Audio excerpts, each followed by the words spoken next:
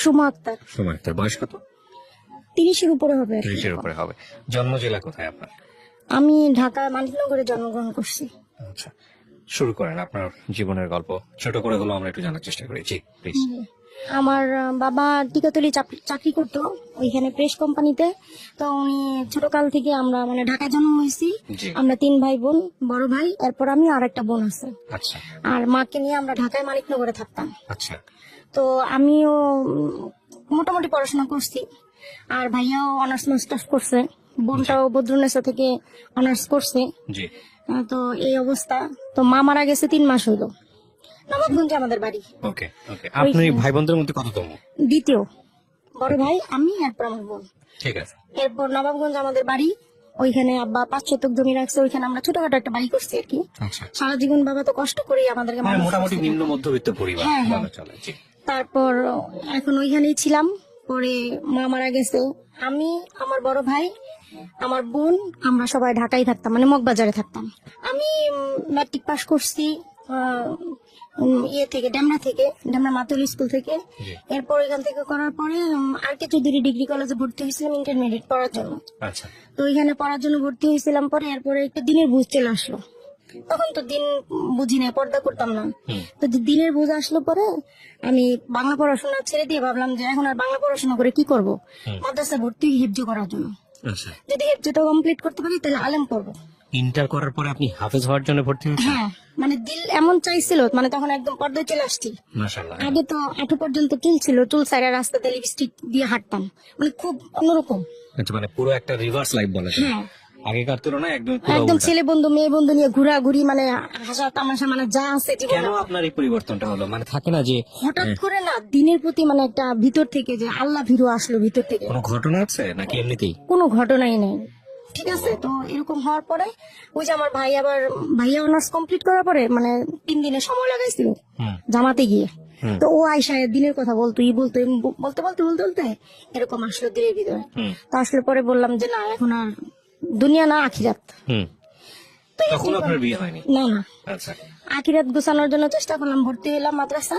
হ্যাঁ তো আমি আর জানি না, আমার বড় ভাই হচ্ছে আপনার দিলু রোডে চাকরি করে। হ্যাঁ। ওই পাশে আবার ওর বাবা ইলেকট্রনিক্স এর দোকানে চাকরি করতো। আচ্ছা। তো ওই যে মসজিদে বসে থাকতো, সময় লাগাইতো। হ্যাঁ। তো ওই ভাইয়ার সাথে ওনার একটু চলাফেরা উঠা বসা। আচ্ছা। এরপরে সে এভাবে জানতে পারে যে তার একটা বোন আছে, সানোয়ার ভাইয়ের একটা বোন আছে। তো ওনার মাকে দিয়ে 3 দিনের ওই যে মাস্তুরাত লাগায় না, ওইখানে আমাকে একটু টেকনিক করে নিয়ে আসলো যে ওনার মাকে দেখাবে আমাকে। ওকে। দেখানোর জন্য তো আমার শাশুড়ি এখানে দেখলো পরে সে আমার মানে খুবই মানে এই মেয়েই বিয়ে করাবে তার ছেলে দিয়া। আচ্ছা, মাশাআল্লাহ। তো এরকম 1 বছর আমি তো এখান থেকে চলে আসলাম, আমি তো আর জানি না ভিতরে তাদের কি ছিল। 1 বছর পরে ওর বাবা আমাকে ফোন দিছে একদিন। তো আমি তো তখন তো একদম পুরা দিনের উপরে আমি তো কোনো ছেলের সাথে কথাই বলবো না। সে মানে আমার খুব জবরদস্ত করে কথা বললো। এভাবে করতে করতে আমার শাশুড়ি পরিচয় দিল যে ওই যে আপনি জামাতে গেছেন, আপনি যখন দেখছেন উনি আমার আম্মা। এভাবে করতে করতে এখন আমি তো রাজি না। আচ্ছা। রাজি না বলতে ছেলেকে চিনি না জানি না, একটা অপরিচিত ছেলে বিয়ের প্রস্তাব দিবে, আমি কেন রাজি হব? তাছাড়া আমাদের বাড়ি নবাবগঞ্জে, তাদের বাড়ি শরীয়তপুর, আমরা অত ভিন দেশে যাবো না। ওই মুহূর্তে আমার অনেক বিয়ের ঘর আসে, কিন্তু আমি রাজি হই না। আর সবচেয়ে বড় কথা, আমার দিনের জন্য আমি হাফেজ আলেম খুঁজতেছি। যদি বিয়ে করতে হয় তাহলে হাফেজ আলেমকে বিয়ে করবো, মানে বেদিন এরকম কোনো বিয়ে করবো না যাতে আমার পর্দার ব্যাঘাত হয়। এরপরে আমার বড় ভাই রাজি না, বলতেছে ছেলে দেখলে তো পছন্দ হবে না, বা ছেলে তো জেনারেল শিক্ষিত না, আর ছেলে ওরকম মানে কোন আলেম হাফেজও না। এমনি আর কি সময় লাগাইছে, ওই হিসাবে দিন খুব ভালো বুঝেছে। এই তো রাজি না, আমি অনেক জোর জবস্ত করে আর কি ওনাদেরকে রাজি করেছি, ওই পাঠ শেষ। এরপর রাজি হয়েছে পরে আমার শাশুড়ি এসে আমাকে দেখতে আসার উদ্দেশ্য করে কাবিন করে চলে গেছে। তার 2 মাস পরে ওনারা আমাকে উঠায় নেয়, বলছে যে অর্থনৈতিক অবস্থা ভালো না, এখন আমি তোমাকে উঠায় নিতে পারবো না। তো আমার বাবা তো একটু অমত ছিল, বাবা চাপাচাপি করে বলতেছে তুমি যদি এখন না যাও তোমার হাজবেন্ডের সাথে তাহলে এটা নিয়ে আমি ঝামেলা করবো। তো এরকম করার পরে ওর বাবারে বললাম, তাই বলে তুমি ঢাকায় চলে আসো আমার কাছে। তখন ভাইয়ার সাথে বাবার সাথে পরামর্শ করেই মানে যা যা লাগে আমার সংসারে টুকিটাকি আম্মার কাছ থেকে বুঝে টুজে আমি ঢাকায় চলে আসলাম। মগবাজারে 5,000 টাকা দিয়ে একটা রুম ভাড়া নিলাম। 8,000 টাকা ওর বাবা বেতন তখন। কি করেন আপনার স্বামী তখন? ওই যে ইলেকট্রিক দোকানে চাকরি করে মগবাজারে। তো 5,000 টাকা দিয়ে একটা রুম নিছি, তো সংসারে তো পুরোই অভাব। 8,000 টাকা স্যালারি, 5,000 টাকা ঘর ভাড়া দিলে কি থাকে। খুব কষ্ট করে চলছি ভাই জীবনে 2টা মাস, খুব কষ্ট করে খুদের ভাত খেয়ে এভাবে আর কি সংসার। তো সংসার তো তখন নতুন। ভাত ঢাকা শহরে পাওয়া যায়? হ্যাঁ, খুদের চাল কিনছি। মানে প্রথম যেদিন আমি, আমার বাবার ভাই তো আমার উপরে খুব রাগ, তারা তো দিবে না। তা আমি তো এক তরফ জোর করেই আপনি তো রাজি ছিলেন না, পরে কেন বিয়ে করলেন? না, রাজি পরবর্তীতে হয়েছি যখন ওর বাবা বলছে দেখো আমি দিনের উপরে আসছি, আলেম করছি। আবার অন্যান্য মানুষের কাছে খোঁজ নিছি, যারা মগবাজারে ছিল পরিচিত সাথী ভাইরা ছিল, এদের কাছে খোঁজ নেওয়ার পরে তারা বলতেছে না, আল ইসলাম ভাই তো খুবই ভালো, 12 বছর ধরে দিনের উপরে আছে। তো আমার মনে এটি অনুভূতি হয়েছে, ছেলে যত অসুন্দর হোক, টাকা পয়সা কিছু না থাকুক, আমি দিন তো পাবো দুনিয়াতে, যেটা ফিকির করতেছিলাম। ওকে। এই জন্য এই হলো। তো কষ্ট করছি, শুরুতে কষ্ট করছি। 2 মাস পরে দেখি হঠাৎ করে অসুস্থ হয়ে গেলাম, জ্বর আসতো, কিছু খাইতে পারতাম না, বমি টমি করতাম। তো পাশের রুমে এক আপু ছিল, উনি বললো আপু আপনি একটা টেস্ট করেন। ঘরে সকালবেলা টেস্ট করলাম, পরে দেখলাম পজিটিভ। মানে আপনি কনসিভ করেছেন? হ্যাঁ, 2 মাস পরে, বিয়ে 2 মাস পরে। ওকে। তো ওর বাবাও খুবই খুশি, আমিও খুবই খুশি। তো খুশি হওয়ার পরে বেশিরভাগ সময় শুয়েই থাকতাম, মানে শরীর প্রচন্ড অসুস্থ, পানিটা পর্যন্ত খাইতে পারতাম না। শুয়ে থাকতে থাকতে অসুস্থ হইতে হইতে হইতে 6 মাস চলে গেল যখন। এখন কথা উঠছে কি, এখানে বলে নেই, আমার খালা শাশুড়ি আর কি, ওনারা থাকে বাংলা মোটর, উনাদের কাছে এই যে আমার হাজবেন্ড মাঝে মাঝে যায়, দূর সম্পর্কের খালা শাশুড়ি। তো যাই পরে উনাদের কাছে নাকি একজন দায় আছে, দায় বলতে ওই যে গ্রামগঞ্জে যে মহিলারা দায়ী, হ্যাঁ এটা, উনাদের নাকি 2-3টা বাচ্চা ডেলিভারি করাইছে। তো উনি আমার হাজবেন্ডকে পরামর্শ দিতেছে যে এরকম আছে, তো তোর বউরে নিস না মেডিকেলি, মানে বাসায় চেষ্টা কর, যদি নর্মালে না হয় তখন তুমি ছেড়েই দিবে, যে দায়টা আছে, নর্মালে না হলে দায়টা ছেড়ে দিবে। আর ওর বাবারে পরামর্শ দিছে কি যে অনেক টাকা পয়সা লাগবে, ওই মুহূর্তে আমাদের হাতে তেমন কোনো টাকা পয়সাও নাই, অভাবের সংসার, আবার খাস পর্দা করি, ওই মুহূর্তে আমিও খুবই দিনের ভিতরে চলে আসছি। মানে আপনাকে বলছে যে পর্দাহানি হইতে পারে, পর্দাহানি হবে, তারপরে সিজার করে ফেলবে মেডিকেলে নিলে টাকার জন্য, বিভিন্ন ধরনের কথা বলে ওর বাবার মাথাটা হ্যাং করে দিছে একদম। এখন ওর বাবা এসে আমার সাথে বলতেছে, মারজান, আমার আরেক নাম মারজান, মারজান আমি তোমার নিব না মেডিকেলে, কিন্তু না আমি যাবই, কারণ আমার এমনিতেই লো প্রেশার। আপনার রিস্ক মনে হচ্ছিল? হ্যাঁ, আমার এমনিতে লো প্রেশার, আমি বাসায় কেন থাকবো। তো বলতেছে যে না দেখো এরকম এরকম বুঝাইছে। তো এইগুলো নিয়ে আর কি অনেক তর্ক বিতর্ক হয়েছে আমাদের ভিতরে 6 মাস। তো যখন দেখলাম হাজবেন্ডকে কোনোভাবে বুঝাইতে পারলাম না, এখন আমার কথা সে যেটাতে খায়ার মনে করে, আর আমি দেখি কি হয়, পরবর্তীতে বুঝবো না বিষয়টা। সেই অন্তিম সময় আসলো আমার তাওহীদ, তারপরে যেদিন ডেট দিছে অক্টোবরের 4 তারিখে ডেট। আপনি কি পড়াশোনা করতেন? না, আমি তো পড়াশোনা সে আরো আগেই ছেড়ে দিছি। না, কিন্তু এই যে মাদ্রাসায় ভর্তি হওয়ার কথা ছিল? মাদ্রাসায় ভর্তি হয়েছিলাম, ওই যে বিয়ে হওয়ার পরে যখন অসুস্থ হয়ে গেলাম তখন আর সব বন্ধ। এরপরে ডেট দিল আপনার? অক্টোবরের 4 তারিখে ডেট দিল। ডেট দেওয়ার পরে আমি তো তখন ওই মুহূর্তে আমার কোনো অভিজ্ঞতা নাই। আপনি কি ডাক্তারের কাছে গেছেন, চেক আপ করিয়েছেন? আল্ট্রাসোনোগ্রাম একদম, যখন নাকি বললাম না আপনাকে যে 6 সপ্তাহ যখন আমি অসুস্থ হইলাম, ওই যে পজিটিভ আসলো, তারপরের দিনে আমি ওইখানে আবার একটা মানে মাতৃসদন আছে মেডিকেল, ওখানে গেলাম। যাওয়ার পরে ওনারা বললো 6 সপ্তাহ আপনার, একদম সরাসরি মানে আল্ট্রাসোনোগ্রাম করতেছে। আর আপু আমাকে বলতেছে আপনার কিন্তু ছেলে বাবু হবে 6 সপ্তাহ। তখন মানে আমি এত খুশি হয়েছিলাম, আমার ছেলেকে তো আমি হইলে পরে বোঝ হইলেই হেফজ করাই দিব, ছোট বয়সে হেফজ করাই দিব, বড় আলেম বানাবো, মুফতি বানাবো। আমার ছেলে তো মুহাদ্দিস হয়ে আছে, আপনি না, যেটা আমি হইতে পারি নাই। শুনি গল্পটা একটু। হ্যাঁ, তারপর কি হয়েছে? তারপর অনেক খুশি, মারাত্মক খুশি একদম। এখন তো প্রহর তো গুনি, আর ওই যে ডেট তো চলে আসলো।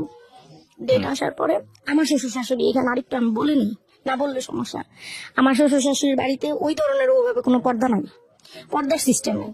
তো ওনারা আমাকে বারবার বলতেছে গ্রামে আসো, ওর বাবারা বলতেছে গ্রামে পাঠিয়ে দাও। তখন ওর বাবা বলতেছে দেখো বাড়িতে একই তো পর্দার সমস্যা, দ্বিতীয়ত আমি ঢাকায় থাকি, বউটারে যে গ্রামে পাঠাবো ও তো সারা জীবন ঢাকায় থাকছে, ওইখানে চরে গিয়ে ও অ্যাডজাস্ট করতে পারবে না। যদিও আমি কোনো ধনীর ঘরের সন্তান না, কিন্তু ওইখানকার পরিবেশটা একটু অন্যরকম। আচ্ছা, এরপরে তোমার ওইখানে মেডিকেল দূরে, আমার বউ যখন অসুস্থ হয়ে পড়বো তোমার মেডিকেলে নিতে চাইবা, ঝামেলা আছে, এগুলো চিন্তা করে সে আমাকে এখানে পাঠায়নি। কিন্তু আমার শাশুড়িকে বারবার বলতেছিল ফোন করে, মা আপনি 1 মাস আগে হইলো আসেন আমার বউর কাছে, কারণ আপনার বংশের প্রথম নাতি, এটা 4 ছেলের ভিতরে। আপনি আসেন, আমার শাশুড়ি আসবে না। তার ওই যে মেয়ে আছে, মেয়ের ঘরের নাতি আছে, ওনার হাজবেন্ড বাইরে থাকে, সে আসবে না। মানে সে জিদ ধরে বসলো, তোর বউরে যদি গ্রামে পাঠা, নাহলে আমি যাবো না এখানে। আচ্ছা আচ্ছা, তো আমি ঘরে একা। আমার মা হচ্ছে ঢাকায় আমাদের জন্ম, সেটা তো বলছি আমি। আমার মা কিন্তু আমাদের ছোট ভাই বোনদেরকে মানুষ করছে, পড়াশোনা করাইছে, বাজার, ব্যাংক, মানে এভরিথিং আমার মা করছে। সে খুব বুদ্ধিমান মহিলা ছিল। তো যখন আমার মার 25 বছর ডায়াবেটিস, আজকে হার্টের রোগ, হাই প্রেশার, আমার মার ব্রেনটা এমন হয়েছে, ডক্টর বলছে ওনার ব্রেনে যে টিস্যু ওটা শুকিয়ে গেছে, স্মৃতিশক্তি ধরে রাখতে পারে না। তো আমার মা ঢাকায় আসছিল ভাইয়ের বাসায়। তো আমার যখন এরকম হালকা হালকা পেন, অসুস্থ, আম্মাকে আবার আমার কাছে একদিন আগে পাঠাই দিছে ভাইয়া, বলছে মারজানের কাছে তুমি চলে যাও। মা ছিল ওইখানে উপস্থিত। আগের দিন রাত্রে আমার বোনটা ওই যে সায়েন্সের স্টুডেন্ট, ও তো সবই বুঝে এই সম্পর্কে। ও বলছে কি, আপু তোমার কোনো সমস্যা হলে আমাকে সাথে সাথে ফোন দিবা, আমি চলে আসুন। ভাইয়া আমাকে 4 দিন আগে মানে 4 তারিখের ডেট ছিল, 4-5 দিন আগে আলট্রাসোনোগ্রাম করছি। ডক্টর বলছে একদম নর্মাল, আপনার কোনো সমস্যা নেই, আপনার বাচ্চা সুস্থ। আপনি 4 দিন পরে আপনার ডেট। ভাইয়া আমাকে 4 দিন আগে বললো 10,000 টাকা উঠে আইনা ঘরে রাখছি তোর জন্য, যেদিন পেন আসবে আমার ফোন দিবি, মেডিকেলে যাবি, তো 10,000 টাকা তোরে দিব, এরপরে লাগলে পরেরটা পরে দেবো। এখন রাত্রে হঠাৎ করে হালকা হালকা পেন আসে আমার, আমি তো বুঝতে পারি না, ওর বাবাও বুঝে না। রাত্রে ওই মহিলাদেরকে ফোন দিছে ওর বাবা। মারজানের তো এই অবস্থা। দাত্রী মারজানের তো এই অবস্থা। ভালো কথা, এখন তারা আসছে, মানে সকালে আসছে। আমি তো বুঝি নাই যে এই পেন 4 দিনও থাকতে পারে, 5 দিনও থাকতে পারে। এখন তো আমার আরেকটা সেকেন্ড বেবি হয়েছে, এখন আমি বুঝি বিষয়গুলো কি। তো তারা আসলো, পরে আমাকে একটু চেক করে ওর বাবাকে বললো, আর বাবা বললো কি অবস্থা বলেন তোর?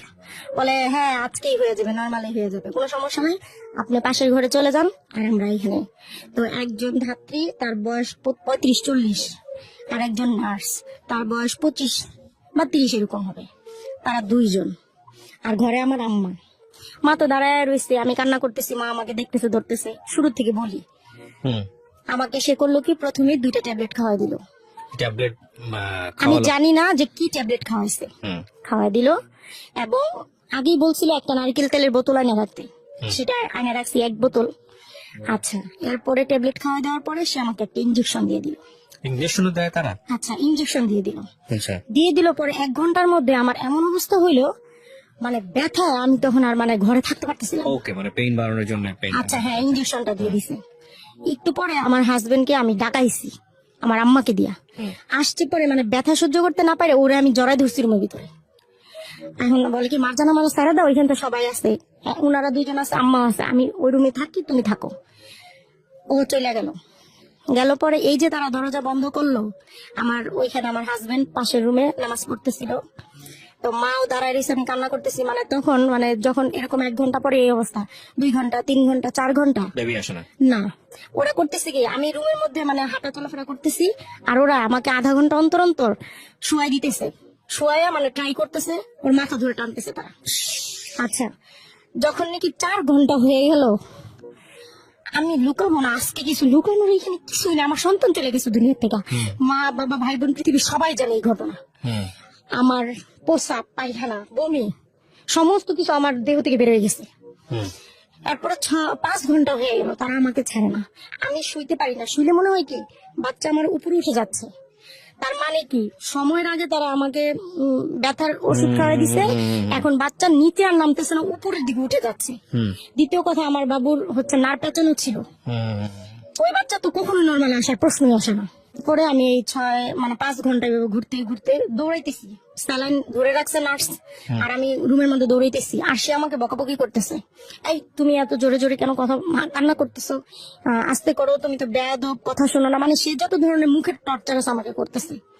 এখন আমি বললাম কি, যখন 5 ঘন্টা হয়ে গেল শেষ, আমি বললাম আমার হাজবেন্ডকে ডাকেন, আর না হয় আমি এখনই রুম থেকে বের হয়ে যাবো, আর আপনারা কি আমাকে মেরে ফেলবেন? আমার বাবু কেন আসতেছে না, আপনারা আমাকে কেন ছাড়তেছেন না? আমি তো শুইতে পারতেছি না, শুইলে তো বাচ্চা উপর দিকে উঠে যেতেছে। আমার সুন্দর ফুটফুটে সন্তান আপনি দেখবেন ভাই, আমি দেখাবো আপনাকে। তারা আমাকে করলো কি, সে তখন বললো মহিলা যে তুমি শুয়ে পড়ো, 1 ঘন্টার টাইম দাও, যদি 1 ঘন্টার মধ্যে তোমার বেবি না আসে আমি তোমাকে ছেড়ে দিব। আমাকে শুয়ে দিয়া নার্সকে বললো কি, ওরে ধরেন। ছয় তলার উপরে থাকি, মানে 6 তলার উপরে ছাদ, ওইখানে ছাদের উপরে একটা রুম, 7,000 টাকা ভাড়া দিই, ওই রুমে থাকি। সমস্ত পর্দাগুলো ঘরে খুলে দিল সে, খুলে দিয়ে লাইট টাইট জ্বালাই দিয়ে সে আমাকে শুয়ে দিল। ওই মুহূর্তে দেখেন, সিজার করার আগে, সাইড কাটার আগে, যেটা 2টা করা হয় মেয়েদেরকে বর্তমানে, এই 2টা করার আগে গার্ডিয়ানের সিগনেচার নিয়ে তারপরে করা হয়। ওরা আমার কোনো গার্ডিয়ানের সিগনেচার নেয় নাই এবং আমার অনুমতিও নেয় নাই। ওরা আমার সাইড কাটতেছে, আমি ব্যথায় চিৎকার করতেছি, কিন্তু আমি তখনও কোনো বুঝি ধরনের নাই- অ্যানেস্থেসিয়া দেওয়া কিছু এরকম না, আমি তখনও বুঝি নাই যে ওরা আমার সাইড কাটতেছে। আর আমি তো চিৎকার, মানে মনে হয় আকাশ বাতাসও শুনছে সেদিন আমার চিৎকার গুলো। আচ্ছা, ওরা আমার সাইড কাটছে, সাইড কাটার পরে নার্স করতেছে কি, মানে হাঁটু গেড়ে বিছানার উপরে বসছে, মহিলা তো ওইদিকে, আমার এই উপর পেটে চাপ চাপতেছে, দিয়ে প্রচুর চাপতেছে। আর উনি মনে হয় মাথাটা ধরে টানতেছে, বেবি আসতেছে না। এরকম 5 বার করলো তারা। 6 বারের সময় আমার তাহিদ দুনিয়া আসলো, কিন্তু আমি যখন তাহিদ দুনিয়া আসলো তখন তো সাথে সাথে আমার পেন শেষ।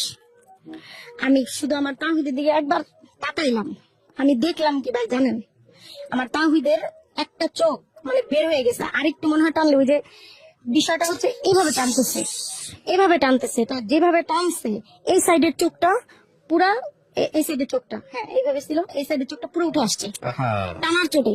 এবং মাথাটা কি হয়েছে ভাইয়া, পুরো এরকম হয়ে গেছে, দেখেন এরকম বাঁকা হয়ে গেছে, মানে চোখ উঠে গেছে, মাথাটা বাঁকা হয়ে গেছে। এখন আমি শুধু ওর দিকে তাকায় একবারই বললাম, তখন তো আমার পেন টেন কিছুই নেই, খালাম্মা আমার বাবুর চোখ এরকম কেন, মাথা এরকম কেন? বলে কি আমি সব ঠিক করে দিতেছি, তুমি একটু চিন্তা করো না, আমার বাচ্চাটা কত কষ্ট করেছে ভাই, কত কষ্ট করেছে। তারপর আমার সন্তানটা আর কান্না করে না। ও বের হয়ে কান্না করেনি? দেখলাম কেউ গলার মধ্যে নার পেঁচানো। গ্রামের মানুষেরা বলেন নারী পোতা সন্তান, এটা আমার মা আমাকে হওয়ার পরে বলছে, গ্রামের সবাই বলছে নারী পোতা সন্তানরা অনেক ভাগ্যবান হয় দুনিয়া, এটা মুরব্বীরা বলে থাকে। আমার সন্তানটার এই অবস্থা। তারপর তারা, মহিলা আমাকে এই কথা বলার পরে সে নিল, নিয়ে নাটটার কেটে, আমি তো তাকাই আছি দেখি কি করতেছে, আর বারবার বলতেছি খালাম্মা আমার বাবু কেন কান্না করতেছে না। আম্মু তো দাঁড়ায় আছে, চুপ করে কিছু বলে না। মারে বললো কি চুলায় গরম পানি দেন, গরম পানিটা একটু কুসুম গরম হলো, নিয়ে আসলো হাঁড়িটা, ওইখানে শুধু ছেক দিতেছে আর তাহিদের চোখের মধ্যে এইভাবে চাপ দিতেছে, দিয়া দিয়া চোখটা বসায় দিল, মাথার মধ্যে চাপ দিয়া দিয়া মাথাটা একটু ঢুকাই দিল ভিতর দিকে। এবং আমার বাবু কান্না করতেছে না আধা ঘন্টা। বাচ্চা হওয়ার জন্মের 3 মিনিটের মধ্যে কান্না করতে হয়, কান্না না করলে ব্রেন অক্সিজেন পৌঁছে না, সেই ব্রেন আস্তে করে ড্যামেজ হতে থাকে। এটা তো এখন বুঝতে পারছি, তখন তা জানতাম না। কিন্তু এটা জানতাম বাচ্চা জন্মের পরে কান্না করে, কিন্তু সেটা তখন বারবার এই জন্য বলতেছিলাম আমার বাবু কেন কান্না করে না। এখন তাহিদকে সে থাপড়াইতেছে, লাইতেছে, উষ্টাইতেছে, কি যে করতেছে আমার বাচ্চাটাকে, আমি শুধু দেখতেছি তাকায়া, কোনোভাবে কান্না করতেছে না। আধা ঘন্টা পরে এখন আমাকে সে বলতেছে ছেলে বাবুরা দেরি করে কান্না করে, তুমি চুপ থাকো, কোনো কথা বলবো না, যেহেতু তোমার বাবু আসছে। 1 ঘন্টার মধ্যে বলছি, আধা ঘন্টার মধ্যে বাবু আসছে, এখন কোনো কান্না তো কোনো কথা নাই, বাচ্চা কি করবো আমি করতেছি। সেই বাচ্চাকে যখন দেখলো কান্নাই করে না, আধা ঘন্টা পরে নল বের করলো, একটা নল বের করে ওর নাকের মধ্যে ঢুকাই দিয়ে দিল, ফু দিল, পরে সাথে সাথে আমার বাচ্চা চিৎকার দিয়ে কান্না করে দিল। বিষয়টা হয়েছে যখন আমি ঢাকা মেডিকেল নিছি, এখানে বলে নেই, ঢাকা মেডিকেল গেছি, ওরা স্যার ডক্টর বলতেছে কিন্তু এই কান্নার এক্সপ্লেনেশন আপনি পরে বুঝছেন জিনিসটা, তাই বলতে যাচ্ছেন। হ্যাঁ বলেন, স্টেপ বাই স্টেপ বলেন, তারপরে কি হয়েছে? আচ্ছা, এরপরে কান্না করলে পরে সে আমাকে বলতেছে বাচ্চাটা তো একটু মানে অসুস্থ অসুস্থ বোধ মনে হইতেছে, তুমি ওরে নিয়ে একটু মেডিকেলে গিয়ে অক্সিজেনের ব্যবস্থা করো। এই ধাত্রী বলতেছে। হ্যাঁ, অক্সিজেন তো যখন কান্না করে নেই 5 মিনিটের মধ্যে অক্সিজেন দেওয়া দরকার, ওর তো ব্রেন ড্যামেজ হইতেছে অক্সিজেনের অভাবে। তো সে কেন আমাকে আধা ঘন্টা পরে বললো, যখন নাকি আধা ঘন্টা পরে পানি সরলো, পরে নাকের পানি সরলো, পরে কান্না করলো পরে এখন আমার বলতেছে আপনি ইয়া করেন, এখন আর নিতে হবে না, বাচ্চা তো কান্নাই করে ফেলছে। কিন্তু আধা ঘন্টায় তো আমার বাচ্চা পুরো বাম সাইড অবশ্যই হয়ে গেছে, রক্ত তো চলাচলই করে নাই ব্রেনের ভিতরে, রক্ত সব জমাট বেঁধে গেছে রক্ত। আচ্ছা গেল, এরপরে নিতে হবে না, তো নিতে হবে না, ঠিক আছে ভালো কথা। ওর বাবারা ডাকে নিবে, খুশি সংবাদ, ছেলে কান্না করছে, বাবারা ডাকে আজান দিতে বলেন। বাবা আসলো, কোলে নিল, আজান দিল।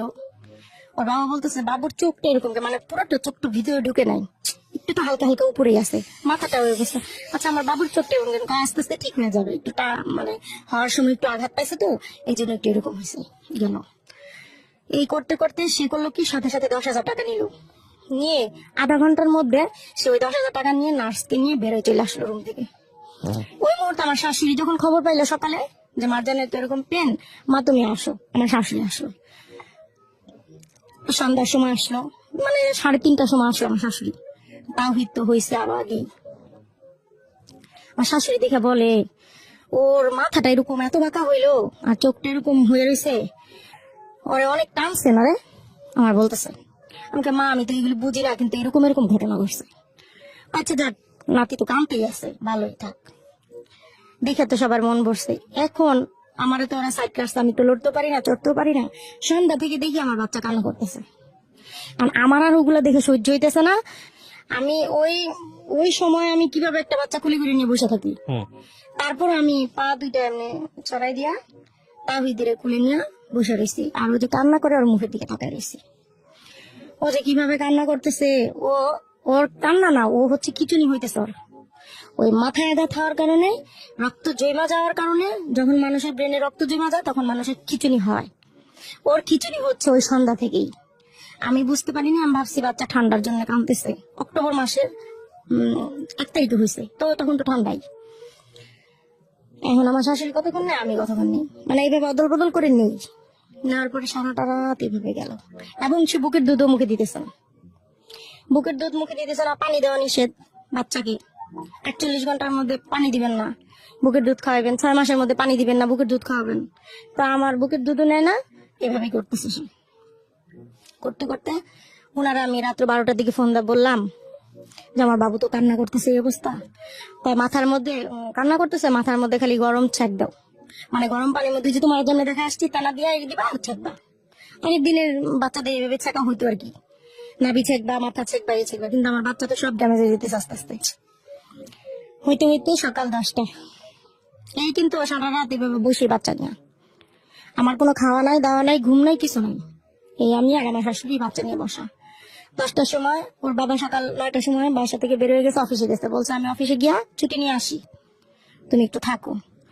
10টার সময় দেখলাম কি, এতক্ষণ কিন্তু এরকম হয় নাই। 10টার সময় দেখি আমার তাহিদের চোখগুলো উল্টে যেতেছে, আর কোনো দুধ মুখে না। আমি তো একটু পরপর ট্রাই করতেছি, চোখগুলো উল্টে যাইতেছে। এমন চিৎকার দিয়ে কান্না শুরু করে দিলাম ঘরের মধ্যে। এরপর আমার শাশুড়িও কান্না করে দিল দেখে। ওর বাবারে ফোন দিয়ে বললাম কি, তুমি একটু তাড়াতাড়ি আসো, আমার তাহিদের অবস্থা ভালো না। ওর বাবা দৌড়ে অফিস থেকে আসলো, আইসে তারপরে বাচ্চাটারে তাওয়ালের ভিতরে কাঁচাইয়া শাশুড়ি খুলে দিলাম। আর আমি কোন রকম বলতে পারলাম, হাঁটতে পারি না, কিছু করতে পারি না। এই শরীর নিয়ে সমস্ত শরীর ব্লিডিং ভিজা যাইতেছে একদিকে, আরেকদিকে বাচ্চার এই অবস্থা। আমি হাঁটতে পারি না, উঠতেও পারি না।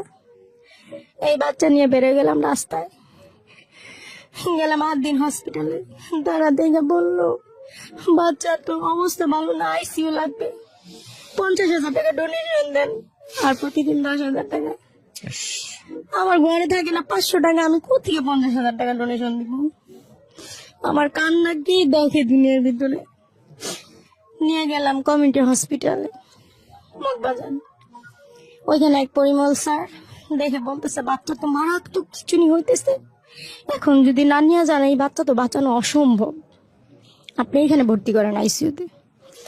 তো আইসিইউতে কত লাগবে? 10,000 টাকা ডোনেশন দেন, আর প্রতিদিন 4,000 টাকা। ওটাও তো সামর্থ্য নাই আমার। পরে স্যার বলতেছে যদি কিছু নাই করতে পারেন ঢাকা মেডিকেল চলে যান এখনই। এই বাচ্চারে কোলে করে নিয়ে নিয়ে নিয়ে ঢাকা মেডিকেল চলে গেলাম। ওর বাবা, আমি আর আমার শাশুড়ি। আর আমার তাহিদরে নিয়ে গেলাম, পরে দেখা মানে অক্সিজেন সাথে সাথে নাকের মধ্যে ঢুকা দিল। মানে ওইখানে বাহিরে একটা বেডের মতো থাকে, অসুস্থ বাচ্চারা ওইখানে আসলে অক্সিজেন লাগাই দেয়, সাথে সাথে অক্সিজেন লাগাই দিল। আমার তাহিদ এমন করে কান্না করতেছে, আর আমি ওর 2 হাত এভাবে ধরে রাখছি, আর ও বেডের মধ্যে চিৎকার করতেছে আর চটপট করতেছে, খিচুড়ি হইতেছে। আমার ছোট বোন দেখেন, ওই দিন ভাগ্যের কি পরিহাস, আমার ছোট বোনের ওই দিন সকালে পরীক্ষা ছিল, আমরা জানি না, ওর ফোন বন্ধ ছিল পরীক্ষার হলে। আমি সকাল থেকে ফোন করে ওরে পাই না, তো ওইটা তো বলি না, ও তো রাত্রে আসছে, দিকে টেকে গেছে, বাসায় চলে গেছে। ওরে ফোন দিছি দুপুরে ফোন দিয়ে বলি দেখ এই অবস্থা। আমার ছোট বোন সব ফালায় দৌড়ে গেল। এখন ওইখানে কোনো সিট নাই। ঢাকা মেডিকেলে প্রতিদিন হাজারো বাচ্চা এরকম ফেরত আসে, সিট পাওয়া যায় না আইসিইউর মধ্যে, বেড সংখ্যা কম। তারপরে ও আমার বোন করলো কি ভিতরে চলে গেল আইসিইউর ভিতরে, মানে কেউ যাইতে দেয় না ওরে। তো ও মানে একটু সাহসী, তো ও একদম দৌড়ে ভিতরে আইসিইউর ভিতরে রুমে ঢুকে গেছে। তো ওর সাথে সবাই চিল্লাচিল্লি শুরু করছে, এই আপনি আইসিইউর মধ্যে কেন ঢুকে গেছেন? বলতেছে দেখেন আমার বাবুর অবস্থা খুব খারাপ, আপনারা কি একটা ব্যবস্থা করেন। ডক্টরকে সাথে করে নিয়ে আমার কাছে এসে পড়ছে। আর আমি তো কান্না করতেছি, মনে হয় ওইখানে ও না আসলে ওই মুহূর্তে আসলে ওর হায়াত আছে, কিন্তু আমি তো কান্না করতে করতে, বাবু তো আমার যাই ওই সময়। আসা পরে বলতেছে একটা বাচ্চাই একটা বেডই শুধু খালি আছে, আপনার এই বাচ্চাটার জন্য আল্লাহ এই বেডটা একটু আগে খালি হয়েছে, মানে আধা ঘন্টা আগে খালি হয়েছে, এখন আমরা ভর্তি নিতেছি। এই যে তাহিদরে ভর্তি করে দিলাম, আমি খাস পর্দা করি, তাহিদরে ভর্তি করলাম। এখন ওর বাবা আমাকে বলতেছে বাসায় চলে যাও, আমি আসি এখানে, দেখবে একদিন আজকের একটা রাইখা কালকে সকালে ছেড়ে দিব। কিন্তু বাচ্চা যে কত বড় ক্ষতি, একদিনে তো ওই বাচ্চা বেরোর প্রশ্নই আসে না, কারণ ওই বাচ্চা বাঁচবেই না। আমি বাসায় চলে গেলাম, আমি আর আমার শাশুড়ি। আমার তো আর রাত্রে ঘুম আসে না ভাই, খুব স্বাভাবিক। সারা রাত কাঁদলাম বসে বসে, কাঁদতে কাঁদতে কাঁদতে সকালবেলা ওর বাবারে ফোন থেকে আমি এখনই আইতেছি, আমি তো কোনোভাবে আমি এখানে থাকবো না। কয় না তুমি আইবা না। আমি তো কাপড় চুপড় গুছাই ব্যাগ ভর্তি করে রওনা দিয়ে দিলাম শাশুড়িকে নিয়ে। আয়সা দেখি সবাই ঢালাও বিছনা করে আইসিইউর বাইরে শুয়ে আছে। এই অবস্থা, আমিও বসে গেলাম রাস্তার মধ্যে। সন্তান ওখানে মরে যাইতেছে, আমি কি করব? ঘরে শুয়ে থাকবো? রাস্তার মধ্যে বসে গেলাম মাদুর বিছায়। এখন বিষয় হইতেছে ওর বাবা তো পড়াশোনা কম জানে, কম বুঝে, ওষুধের নাম বলতে পারে না ঠিক মতো ইংলিশে, অজ্ঞ, কারোর সাথে কথাও ঠিক মতো বলতে পারে না। তো এখন সবই আমারই করা লাগে।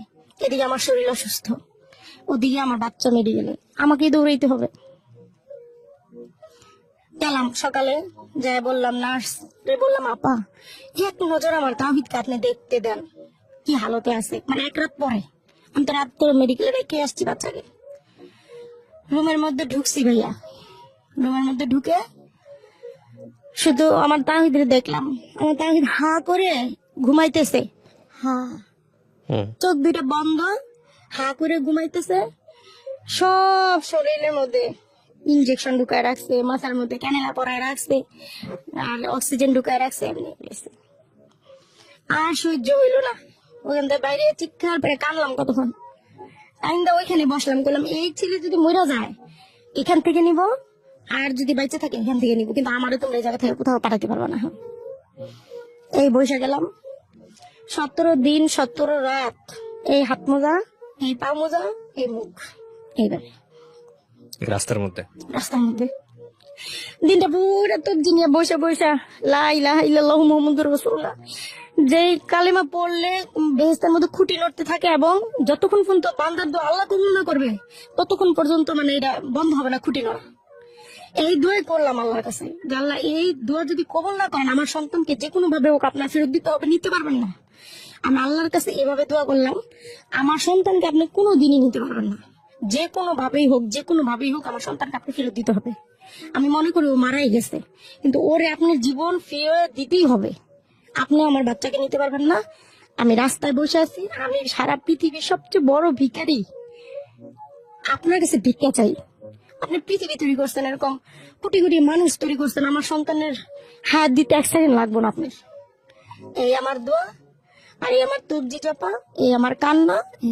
তো যখন নাকি ডাকে তো প্রতিদিন একবার করে দেখতে যাইতে হয়, তখন করি কি হাত মোজা করি, পা মোজা খুলি, বোরখা খুলি, বড় হিজাব পরি, মাস্ক পরি আর হিজাব পরি, তো শরীরে তো কিছুই দেখা যায় না, এভাবে করে ঢুকি, বাচ্চাকে দেখে আসি আর কান্দি। রাত 2টা নাই 3টা নাই, ঘুম তার আসে না। আর একটা কথা হইতেছে, আমি দেখলাম বেডের উপরে বাচ্চাদেরকে শোয়া রাখে, মানে যখন ইঞ্জেকশন দিতে হয় ওরা মনে হয় সারাদিনে 2-1 বার বাচ্চাটাকে মানে সচেতন করে, অচেতন অবস্থা থেকে সচেতন করে। তো আমি একদিন দেখতেছি বাচ্চা একজন ধরে রাখছে, আরেকজন ইঞ্জেকশন পুশ করতেছে, বাচ্চা চিৎকার করতেছে, ছোট বাচ্চা না। তো এই 17 দিন আমার বাচ্চা বুকের দুধ খায় নাই, পানি খায় নাই, কিছু খায় নাই, শুধু অক্সিজেনের উপরে। আর এই যে ওষুধ, হাতে কিন্তু একটা টাকাও নাই, বড় ভাই টাকা দিতেছে, তারপরে মানে যারা যারা পরিচিত ছিল সবাই আমাদেরকে টাকা দিতেছে শুধু বাচ্চা চিকিৎসার জন্য। তো এই 17 দিন পরে একদিন হঠাৎ করে ডাক দিল। এই 17 দিনে যে কত বাচ্চা আমার সামনে মারা গেছে আর আমি কান্না করে দেখলাম। একদিন হঠাৎ ডাক দিল, ডাক দিয়ে বলতেছে 19 নম্বর বেডের বাচ্চাটা তো সুস্থ হয়ে গেছে। জানতো আপনার বাচ্চাকে, হ্যাঁ জানতো বাচ্চাটাকে একটু দেখেন তো পারেন কিনা বুকের দুধ খাওয়াইতে। যাই দেখি আমার তাহিদ তাকায় আছে, নাড়াচাড়া করতেছে। আমার যে কি খুশি লাগলো, আমি বললাম কি আল্লাহ তুমি আমার দোয়া কবুল করছো, এখন তো আমার সন্তানকে আমি ঠিকই নিয়ে যাব। তো বুকের দুধ খাওয়ানো শুরু করলাম, ট্রাই করলাম, দেখি খাইতেছে না, মানে হইতেছে ওর। বললো কি দুপুরে আবার আসেন, মানে বুকের দুধ যদি ওরা টেনে না খাইতে পারে তাহলে ওই বাচ্চা আইসিইউ থেকে বের করবে না তারা। আচ্ছা, তো দুপুরে আবার গেলাম, তো দেখতেছি যে মানে খাইতেছে মাশাআল্লাহ, একদম সুস্থ বাচ্চাদের মতো খাইতেছে। তো আমি বললাম পরে নার্সকে, সে নার্স বলতেছে যে এখন আপনার বাচ্চাকে নিয়ে যাইতে পারেন, সন্ধ্যার সময় আপনি আসবেন আবার। তো সন্ধ্যার সময় আমি আবার গেছি, যে সন্ধ্যার সময় তো আমি গুছাই ফেলছি দেখতে, সন্ধ্যার সময় বাবুকে নিয়ে আসবো। তো তারা বলতেছে আপনার বাচ্চার টেম্পারেচার বাইরে গেছে শরীরের, মানে জ্বর উঠছে শরীরে একটু, ওই যে হঠাৎ করে মনে হয় দুধ খাইছে না, এই জন্য মানে শরীরে টেম্পারেচারটা বাইরে গেছে ওর। আপনি এখন বাচ্চাকে নিতে পারবেন না, কালকে কালকে কালকে পর্যন্ত ওয়েট করতে হবে। আবার অশান্তি আমার শুরু হয়ে গেল। আমি তো ওইখানে ওই যে মসজিদ আছে মহিলাদের নামাজ পড়ার জায়গা, ওইখানে গিয়ে এই যে কান্নাকাটি, আমার কান্না দেখে যত মসজিদের ভিতরে মহিলারা ছিল নামাজের জন্য সবাই আমার ঘিরে ধরছে, এবং মানে ওই জায়গায় ওই অবস্থা। ওইখানে 2 ঘন্টা থাকলাম, ওর বাবা আমার খুঁজতে খুঁজতে নিয়ে আসলো খোঁজা থেকে। আয়া বলতেছে ধৈর্য ধরো, সে রাত আর ঘুমাই না। সকালবেলা আয়া এসে বলতেছে কি মারজান তোর ছেলে সুস্থ হয়েছে, যা ছেলে নিয়ে বাসা যাইবা। খুশিতে রাস্তায় বের হইয়া একদম 2-3 হাজার টাকা সব কিনলাম, বাচ্চার পোশাক মশারি কি কি লাগবে এগুলা কিনা, তারপরে গিয়ে বাচ্চাকে পড়ায়া টড়ায়া, কোনো পুরান জিনিস আর থাকবে না তার শরীরে, সুন্দর একদম পড়ায়া টড়া তারপরে নিয়ে গেলাম। পরে ভাইয়া বললো কি 17 দিন তোর রুম তালা দেওয়া ছিল, নোংরা হয়ে আছে রুম, বাচ্চা নিয়ে আমার বাসা আয়, আমার কাছে থাকে এক রাত, তোর হাজবেন্ড আর তোর শাশুড়ির বাসা পাঠাই দে, রুম পরিষ্কার করবে, তারপরে দিন তুই যাবি বাবু নিয়ে এখান থেকে। গেলাম ভাইয়ের বাসায়, তাহিদ না খালি কান্না করে, মুখের মধ্যে যখন দুধ দিই তখন একটু চুপ থাকে, দুধটা খোলা দিলে ও কান্না করে, আর শুধু যখন ঘুমে থাকে শুধু ঘুমে থাকে। ওই যে ওর ব্রেনে যন্ত্রণা হইতেছে মাথার মধ্যে। এই যে পরে তারপর দিন বাসায় নিয়ে আসলাম, ওষুধ মাসে 8,000 টাকার ওষুধ লাগতো, আর থেরাপি ওগুলো তো দিতে পারতাম না। ওই ব্রেন ওই ঠিক করার জন্য থেরাপি দিতে হতো। ব্রেন ঠিক বলতে এমআরআই সিটি স্ক্যান করছি, তখন বলছে ব্রেনের এক সাইড অবশ হয়ে গেছে, ওর হচ্ছে খিচুনির জন্য কন্টিনিউ ওষুধ লাগবে, হয় এই ওষুধে কোনো একদিন খিচুনি বন্ধ হবে অথবা সারা জীবন থাকবে। তো মাসে 8,000 টাকার ওষুধ ব্যথায় দিছিল ওইটা। আর দ্বিতীয় হচ্ছে থেরাপির কথা বলছিল, আমি থেরাপি দিতে পারতাম না, কারণ টোটাল খরচ নিয়ে 20-25-30 হাজার টাকার মতো মাসে যাইত। তো ওইটা তো আমার পক্ষে সম্ভব না, কিন্তু এই 8,000 টাকার জন্য মানুষের কাছে ধার বাকি হাত পাতা ভিক্ষা করার A to Z করছি, আপনার কাছে আসার অনেক চেষ্টা করছি, আমি ব্যর্থ। আপনাকে অনেকবার ইনবক্সে মেসেজ করছি, হয় নাই কোনো কিছু। তো যাই হোক, ওই দিন ওষুধ ছিল না, মানে দেখা গেছে কি 2-3 দিন গ্যাপ হয়ে যেত ওষুধ আনতে, টাকা নাই। ওর বাবা মাসে 17-18 হাজার টাকা কামায় বা 16,000 টাকা কামায়, মানে এভারেজ এরকম। তো আমি ঘর ভাড়া দেই, আরেকটা বেবি আসলো, তুই আমার ছোট আরেকটা বেবি আছে 2 বছরের, তাইলে আমি ওরে খাওয়াবো না, ওর ওষুধ খাওয়াবো না, সংসার ও চালাবো। বেঁচে ছিল কত বছর? 3 বছর।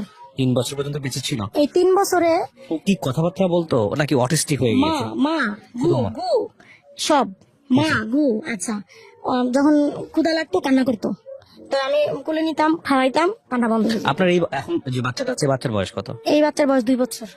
ওর আচরণ আর এর আচরণের মধ্যে নিশ্চয়ই পার্থক্য ছিল। ও তো সুস্থ আর ও তো অসুস্থ। সেটাই বলছি, তো ও তো মানে অটিস্টিক হয়ে গিয়েছে। হ্যাঁ, ও মানে ও হচ্ছে মানে ডাউন সিনড্রোমের বেবি Down হচ্ছে, syndrome। না না ভাইয়া, ডাউন সিনড্রোমের বেবি হইতেছে রক্ত থেকে যে জন্মগত প্রতিবন্ধী, আর ও হচ্ছে ওই সিনড্রোমের বেবি, মাথা আঘাত লাগার কারণে জন্মের সময় যে বাচ্চাদের মাথা আঘাত হয় ওই বাচ্চাগুলো এরকম, ওইটাও এক ধরনের প্রতিবন্ধী। মানে ওই যে যে ব্রেনটা এক সাইডে ড্যামেজ হয়েছে, ওই কাজটা তো আপনার এই হাতটা তো লড়বে না, ওর হাত নড়তো না? হাত নড়তো, পা নড়তো, যেগুলো আমার মানে ওর আই কন্ট্যাক্ট ছিল না। ওর তাকাইতো। আইটা ঠিক হয়েছিল পরবর্তীতে? হ্যাঁ, চোখ টোক একদম সমান হয়ে গেছিল, সব ঠিক হয়েছিল, কিন্তু ওর আই কন্ট্যাক্ট ছিল না, এই জন্য বলছে থেরাপি দিতে। ওই যে ওটা আপনারা পারেন নাই? আমরা তো পুরোপুরি পারি নাই থেরাপি দিতে। মারা গেল কিভাবে? হ্যাঁ, ওই যে ওষুধ, যখন ওষুধ শেষ হয়ে যেত 2 দিন 3 দিন চলে যেত, আর খিচুনিটা তখন উঠে যেত, খিচুনিটা উঠে গেলে মানে ওর অবস্থা নাজেহাল হয়ে যেত। যেদিন এরকম হলো দেখেন, সুস্থ একদম সুস্থ, ও যেদিন এরকম হলো দুপুর থেকে একটু একটু জ্বর, সন্ধ্যার সময় দেখি ফুললি জ্বর, ওষুধ নাই ওই দিন আমার। তারপরে ওর বাবা একজনের কাছ থেকে 1,000 টাকা ধার করে ওষুধ আনলো, এক পাতা ওষুধ 1,000 টাকা, আর অনেক তো ওষুধ দিছে। তো ওইটাই খিচুনির এক নম্বর ওষুধ আর কি। ওই ওষুধটা রাত্রে খাওয়াইলাম, রাত বাড়তে বাড়তে ওর জ্বরও বাড়ে। ও এবং মুখে কিছু দেয় না, মানে খাবার দিলে খায় না। বাড়তে বাড়তে 2টা বেজে গেল। 2টার সময় দেখি মানে ওই যে স্যালাইনের উপরে রাখছি শুধু, মানে স্যালাইন খাওয়াইতেছি, মানে কিছু খায় না সে। আর জ্বর জ্বর খিচুনি, আর কিছু খায় না, দিলাম স্যালাইন। দিতে দিতে 2টার সময় দেখি নাক দিয়ে মুখ দিয়ে মানে এমন ভাবে বের হইলো ওগুলা, পেটের মধ্যে তো কিছু নয়, খালি স্যালাইন, সমস্ত পানি বের হয়ে গেল। আর একটু পর পর 1 মিনিট পর পর ঝাঁকি দিতেছে, চকলটে যাইতেছে, আর মানে আমাশার মতো হাগো হইতেছে, অল্প অল্প রক্ত আসতেছে হাগু দিয়ে। ইস, এখন রাত 2টার সময় আর সহ্য হইতেছে না আমার। ওর বাবারে বললাম কি এখনই তুমি আমারে নিয়ে হসপিটালে চলো। আর বাবা বললো কি দেখো ছোট মেয়েটা তো এখানে ঘুমাইতেছে, এখন বাজে সাভারে রাত 2টা, আমাদের বিকাশে মাত্র 300 টাকা ওর বাবার মোবাইলে, আমার হাতে 1 টাকা নেই, ঘরে একটা 4 আনা পয়সা নাই যে আমি ওরে নিয়ে বেরোয় আর কোথাও যাবো। বাবা বলে কি সকাল হোক মা জান, এরপর ওরে নিয়ে মেডিকেলে যাইও। সকাল হইলো, আমি তো আর ঘুমাই না, পোলা নিয়ে বসে আছি। সকালবেলা মেডিকেল গেলাম। কোথায় গেলাম? নিউরোসায়েন্সে, কারণ খিচুনির মেন ওষুধ হইতেছে নিউরোসায়েন্সে, ব্রেনের। গেলাম পরে সে বললো সিট খালি নাই, বাচ্চা মারাত্মক, নিয়ে যান শিশু হসপিটালে। আমাকে ঢাকা মেডিকেল নিবো, কারণ আগে শিশু হসপিটালে যান। ওই তখনই যদি বাচ্চাটা মানে অক্সিজেন দিত আর স্যালাইন দিয়ে দিত শরীরে, ওর কিন্তু স্যালাইন অক্সিজেন দুটোটারই ঘাটতি হয়েছে। খিচুনি হইলে কিন্তু অক্সিজেন থাকে না শরীরে, তখনই কিন্তু আমার বাচ্চাটা একটু দাঁড়া হয়ে যায়। শিশু হসপিটাল থেকে দেখা ছেড়ে দিল, বললো আমাদের এখানে সিট নাই, নিউরোসায়েন্সে সিট নাই, শিশু হসপিটালে সিট নেই, ঢাকা মেডিকেল নিয়ে যান। ঢাকা মেডিকেল নিতে নিতে বেলা 2:30 গেলাম, পরে সে বলতেছে বাচ্চা পালস নাই। অথচ বাচ্চা কিন্তু নড়তেছে, সকাল থেকে সবই ঠিক ছিল। ওই দৌড়াদৌড়ি করতে করতে পালস চলে গেছে। আহা, পালস নাই, বাচ্চার অবস্থা নাজেহাল। আইসিইউ ভিতরে নেন, আইসিইউতে নেন, ঠিক আছে আইসিইউতে নেন, আইসিইউতে সিট খালি নাই, ইয়েতে নিয়ে যান, প্রাইভেটে নেন। আমাকে মইরা গেলে এখনই মইরা যাবো, কিন্তু আমি প্রাইভেটে করতে গিয়ে মরে। যে মানুষ আমি 1,000 টাকার ওষুধ কিনতে পারি না, সে মানুষ আমি কিভাবে প্রাইভেটে নিয়ে মরে। এরপরে সেই বাচ্চাটা স্যালাইন দিল, ওইখানে 2-3টা ডক্টর চলে আসলো, স্যালাইন ট্যালাইন দিয়ে সবকিছু দিল। দেখলাম কি তাহিদের পালস ফিরে আসছে। ফিরে আসলে পরে আমি তো তখন আমি একদম শান্তি যে আমার বাচ্চার পালস ফিরে আসছে, এখন আর কোনো সমস্যা নাই। ডাক্তার বলতেছে আপনার বাচ্চার পালস ফিরে আসছে, যান একটা জ্বরটা যদি কমে তাহলে আপনার বাচ্চা সুস্থ, যাই একটা ডোজ নিয়ে আসেন। গেলাম ডোজটা আনতে, মাত্র মানে 1 মিনিটে সময় হয় নাই। পাশে আপুরে বললাম কি আপু তাহিদের দিকে একটু তাকায় থাকবেন, দেখবেন ও কি করে, আমি শুধু ওষুধটা নিয়ে আসি। ওই সিট থেকে মনে হয় 2 মিনিট গেছি, যে ওষুধটা আনছি শুধু, আইসা দেখি স্যার আমার বাচ্চার বুকটা চাপতেছে ইচ্ছা মতো। ওই পাশের ওই আপু, মানে ও যখন ওর খিচুনি ঝাঁকি দিয়ে ওর দুমটা চলে গেছে, তখন ওই আপু তো ও তো নড়তেছিল, কান্না করতেছিল, তো একটা বাচ্চার কান্না বন্ধ হয়ে গেছে, সবই বন্ধ হয়ে গেছে। ওই আপু দেখে বুঝে ফেলাইছে, ডক্টরকে ডেকে আনছে, আমাকে না ডেকে। তারপরে ডাক্তার এরকম করতেছে, আমি আসছি, আইসা আমি তো ওরে দেখে আমি একটা চিৎকার দিছি খালি ওই জায়গার মধ্যে দিয়ে, আমি ফ্লোরে পড়ে গেছি। পরে আমি আপু না আমার দেখে কান্না করে দিছে, ওনার কান্নাটা দেখে আমার দিলটার মধ্যে মোচড় দিয়ে দিছে। আমি ডাক্তারের পাও দুটো দূরে বসে আসছিলাম, জানেন না পাও দুটো দূরে গইছে, আর আমার বাচ্চারে সুস্থ করে দেন। আমি 3টা বছর না খেয়ে না লয়ে অনেক ঢাকার শহরের কোনো মেডিকেল বাদ রাখি নাই। Square hospital, Dhaka medical, PG, Savar, কোথায় কোথায় গেছি, মিজানুর রহমান স্যার। মাসে 8,000 টাকার ওষুধ খাইছি, ঘরে খাবার ছিল না, মানুষের কাছে দাঁড়িয়ে দাঁড়িয়ে ভিক্ষা করে বেড়াইছি আমি। আমার এত সুন্দর সন্তান দুনিয়া থেকে চলে গেছে। ওই সময় মারা যায়। ওই সময় শেষ। বাচ্চাটারে কোলে নিয়ে বসেছিলাম, আমার তাহিদ একরকম ছিল। 10 মিনিট পরে দেখি আমার বাচ্চাটা এত সুন্দর হাসি দিতেছে মার কোলে। এই বাচ্চাটা নিয়ে 2টা ঘন্টা বসে বসে গান। এই গল্পটা থেকে আমাদের একটা জিনিস আমি বলি আপনাদেরকে, প্রিয় দর্শক এবং শ্রোতা যারা এতক্ষণ শুনলেন, ইউটিউবে যারা শুনবেন বা দেখবেন, জীবনে কখনো কোনোদিন আজকের এই গল্প যারা শুনেছেন তারা মনে মনে প্রতিজ্ঞা করেন কখনোই এই বাচ্চা হওয়ার ক্ষেত্রে কোনো ধরনের মানে কোনো প্রকার কোনো রিস্ক নেবেন না। আমরা একটা সময় ছিল যখন ডাক্তারি সেবা পেতাম না, এই ধাত্রীরা এসব কাজ করতেন, ঠিক আছে, ওই সময়টার কথা আলাদা। আর এখন যেখানে উন্নত চিকিৎসা সেবা আছে, বাচ্চা ঘরে আসার সঙ্গে সঙ্গে প্রতি মাসে সেভিংস করা শুরু করেন। যদি পয়সা না থাকে ধার করে হলেও সেভিংস করেন এবং চেষ্টা করেন, যেহেতু এটা আপনার ভবিষ্যৎ, যে আপনার স্ত্রীকে এমন একটা জায়গায় নিয়ে যাওয়ার জন্য যেখানে সে বেস্ট ট্রিটমেন্টটা পাবে। চেষ্টা যেন কোনো ঘাটতি না থাকে, এটা একটা গল্প। আরেকটা হচ্ছে যে এই ভদ্রমহিলা যে 3টা বছর তার বাচ্চা বেঁচেছিল, এই ভদ্রমহিলা কিন্তু প্রতিদিনই বেঁচেছে, প্রতিদিনই মরে গেছে। কারণ প্রত্যেকটা মোমেন্টে যে যুদ্ধ, একটা বাচ্চার দুনিয়াতে আসার পর থেকে উনি বলছেন যে 17 দিন আমি রাস্তায় ছিলাম, এটা শুধুমাত্র 17 দিনের গল্প না, এটা 3টা বছরের গল্প। আপনার বাচ্চাটা মারা গেছে কোন সালে? এই যে অক্টোবর মাসে, এই কদিন আগে। তার মানে আপনি তো ট্রমা থেকে এখনো বেরোতে পারেন নাই। তো এটা আমি জানি না, মানে একটা যেটা হচ্ছে আপনি খুব বিশ্বাসী একজন মানুষ, আপনাকে দেখে বোঝা যায়। যেহেতু বাচ্চা গেছে, ও নিশ্চয়ই, আমাদের তো ধর্মেই একটা আছে যারা অপ্রাপ্ত বয়স্ক হয়ে বা তার আগেই যারা মারা যায় তারা জান্নাতি। সেদিক থেকে আপনি সৌভাগ্যবান, এভাবে চিন্তা করবেন। আর এখানে আপনার আসলে কিছুই করার ছিল না। আপনার স্বামীর যে একটা ভুল ছিল আমি মনে করি, কারণ ওই সময়টাতে উনি যদি ওই সিদ্ধান্ত না নিতেন, পরবর্তীতে টাকা পয়সা কিন্তু আপনাদের গেছে, প্রচুর গেছে, অনেক কষ্ট করছে বাচ্চার জন্য, তাই না? তো ওই সময়টাতে ওই সিদ্ধান্তটা যদি না নিত তাহলে জীবনটা হয়তো বা আল্লাহ ভালো জানেন এভাবেই হয়তো ভাগ্যে লেখা ছিল, বলাটা খুব মুশকিল। তো আপনার এই গল্পটা আমি মনে করি এটা এক ধরনের সেবা হবে, বিশেষ করে যারা আজকে শুনলো তাদের জন্য, যারা সিদ্ধান্ত নেবে তাদের জন্য অনেক বড় একটা উপকার হবে। আপনি কেন বললেন রেডিওতে আজকের এই গল্পটা? আমি বলছি 2টা কারণ।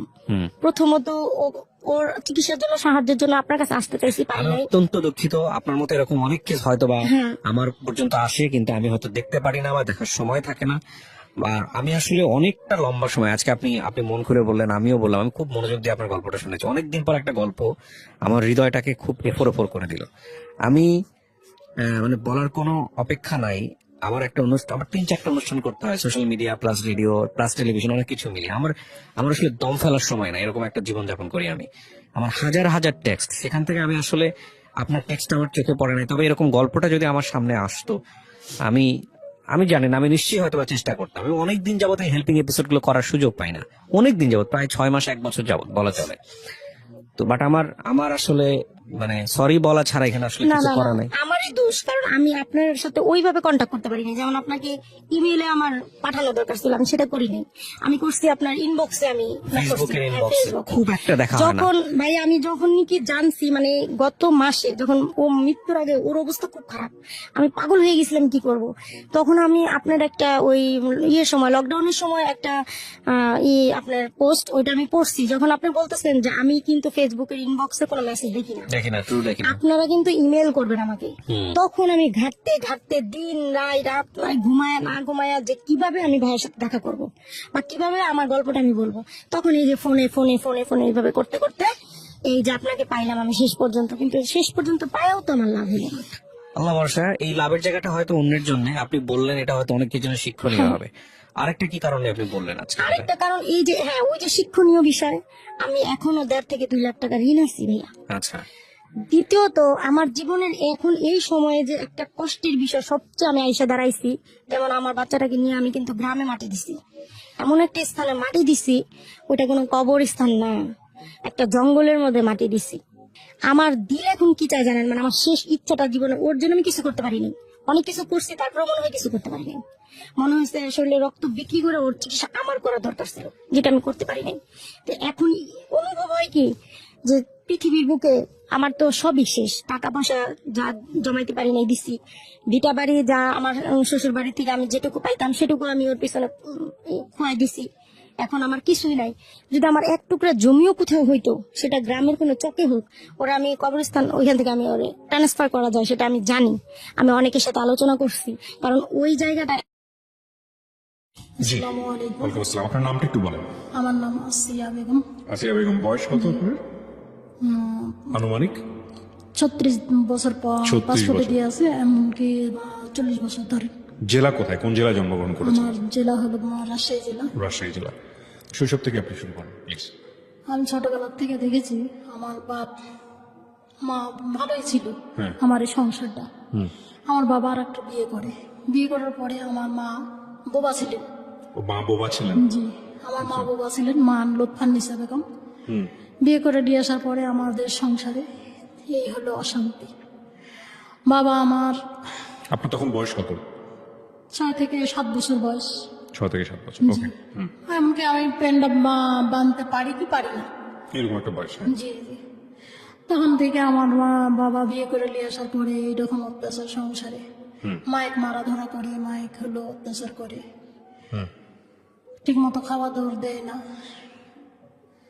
রান্না করলে পরে আমার মাইক হলো কয় ভাই বোন ছিলেন আপনারা, আপনার মায়ের পেটে? তিন ভাই।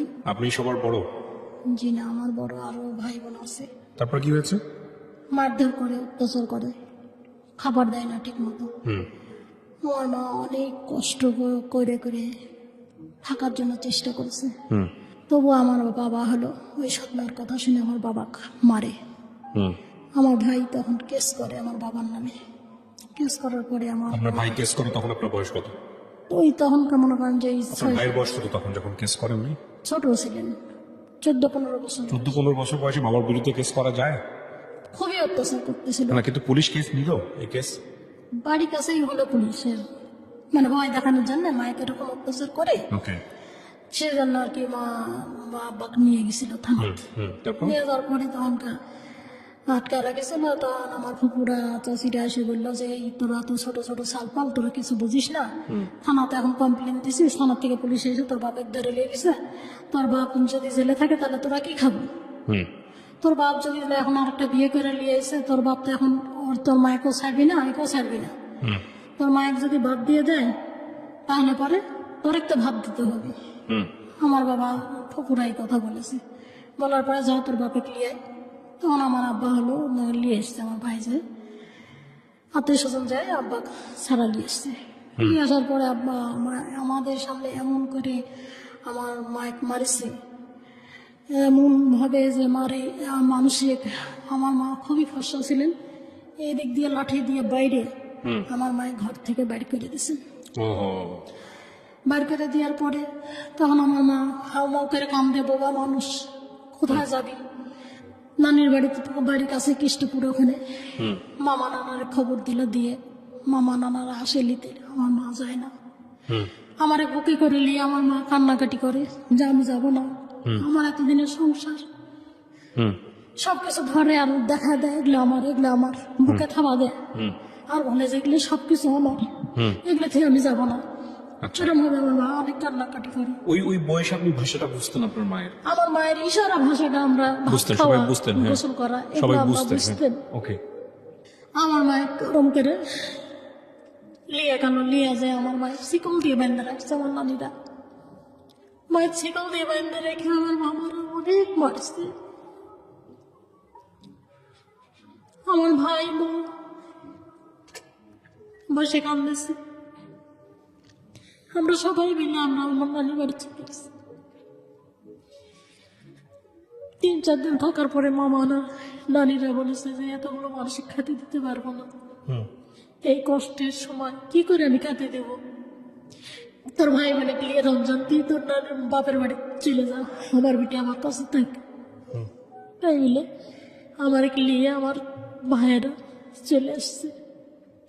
আসার পরে এই তো মায়ের নিয়ে অশান্তি চললো, আমার নিয়ে শুরু হলো অশান্তি। বাপ নাইট গার্ডে চাকরি করে, মাদ্রাসাত পড়ালেখা করে, আমার সাথে করে মাদ্রাসাত নিয়ে যায়, নিয়ে আসে। যখন আব্বার সাথে করে নিয়ে যায় তখন আমরা যেতে পারি মাদ্রাসা, তাছাড়া আমরা যেতে পারি না, আমার সৎমা যেতে দেয় না। আর একটা মেয়ে হয়েছে, কোলে করে লিয়েরা বাচ্চা, গরু আছে, গরু জেনে ঘাস কাট, খড়ি কুড়া, গোবর কুড়া নিয়ে এরকম ভাবে নানা রকম ভাবে অত্যাচার শুরু করলো। আমরা এরকম দিনের পর দিন এই একই রকম অত্যাচার সহ্য করে যাই। শীতের মধ্যে গোবর কুড়ায় নিয়ে, খড়ি কুড়ায় নিয়ে আসলে তোরা ভাত পাবি, তাছাড়া তোরা ভাত পাবি না। ফুপুরে যায় করলে পরে কয় যা ঝগড়া করে বাড়ির মারামারি করতে পারবো না, তোর বাবা অশান্তি করার জন্য নিয়ে এসছি, যখন খিদা লাগবে তখন আমাদের বাড়িতে এসে খাওয়া যাস, এই কথা বলে ফুপুরা থাকলো। কিন্তু আমারে কাজ হলো স্কুল যাওয়া বন্ধ, আমার খালবাটি মাজা লাগবে, আমার গরুর গোবর তোলা লাগবে, গরুর গোবর করে নিয়ে লাগবে, আমার এরকম ভাবেই চলা লাগবে। খুব রাখা যাই। তো একটা মূর্খ মেয়ে বিয়ে করে নিয়ে এসে, এর আগে বাবা মেয়ে বিয়ে করে নিয়ে আসিস, সালফালগুলো জীবন নষ্ট। এখন একটা মূর্খ মেয়ে বিয়ে করে নিয়ে এসে সালফালগুলোকে স্কুলে দিস না, এই সালফালগুলো ভবিষ্যৎ কি হবে তোর? কিসের জানে সালফালকে স্কুলে দিস না? কারণ কাজে ওরা যদি না যায় তা আমি কি ওরে পিছনে করবো না আমার কর্মর দাম দাঁত করবো? আমার আব্বা এগুলো কথা বলে, বলার পরে আমার সৎ মাইক বললো যে ওরাকে স্কুলে পাঠাবো। স্কুলে পাঠায় তো দেয় না, যে স্কুল যাবি না তুই, তোরা কেউ স্কুল যেতে পারবো না, তোরা এখানে থাকবি, কাজকাম করবি, আমার সাওয়ালেক টুলে কেড়ে নিয়ে সবসময় থাকবি। সাওয়ালেক মাঠে বসাতে দেয় না, সবসময় বগলে কেটে নিয়ে ঘোরা লাগে। না ঘুরলে পারে এমন মারা মারে আর এমন অত্যাচার করে, তখন এরম হবে মানুষের বাড়িতে কয়দিন খাওয়া যায়? আমরা তখনকার মানুষের বাড়ি কাজে লেগে গেলেন, মানুষের বাড়িতে কাজ করে খেতে লাগলেন। আপনাদের সবাই কাজে দিয়ে দিল? আমার বড় বোন কাজে চলে গেল, আমার বাপের চাচাতো ভাই আছে, ওরা বড় লোক, ওরা বাড়ি চলে গেল। আমি আমার চাচার বাড়িতে আর একটা চাচার আছে, চাচাতো ভাই আছে, ওর বাড়ির কাজে চলে গেল। একটা ছোট বোন থাকলো, সেই ছোট বোনটা আব্বার কাছে রাখে। মেজো ভাই চলে গেল কোথায়, মেজো ভাইয়ের আর কোনো খোঁজ খবর নাই।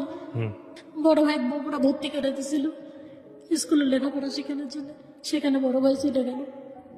আমরা যার যার মানে তার শেষে চলে গেল, উঠে গেল স্বপ্নের মুখের সামনে থেকে। এই আমাদের মানুষের বাড়ির কাজ করি, খাই।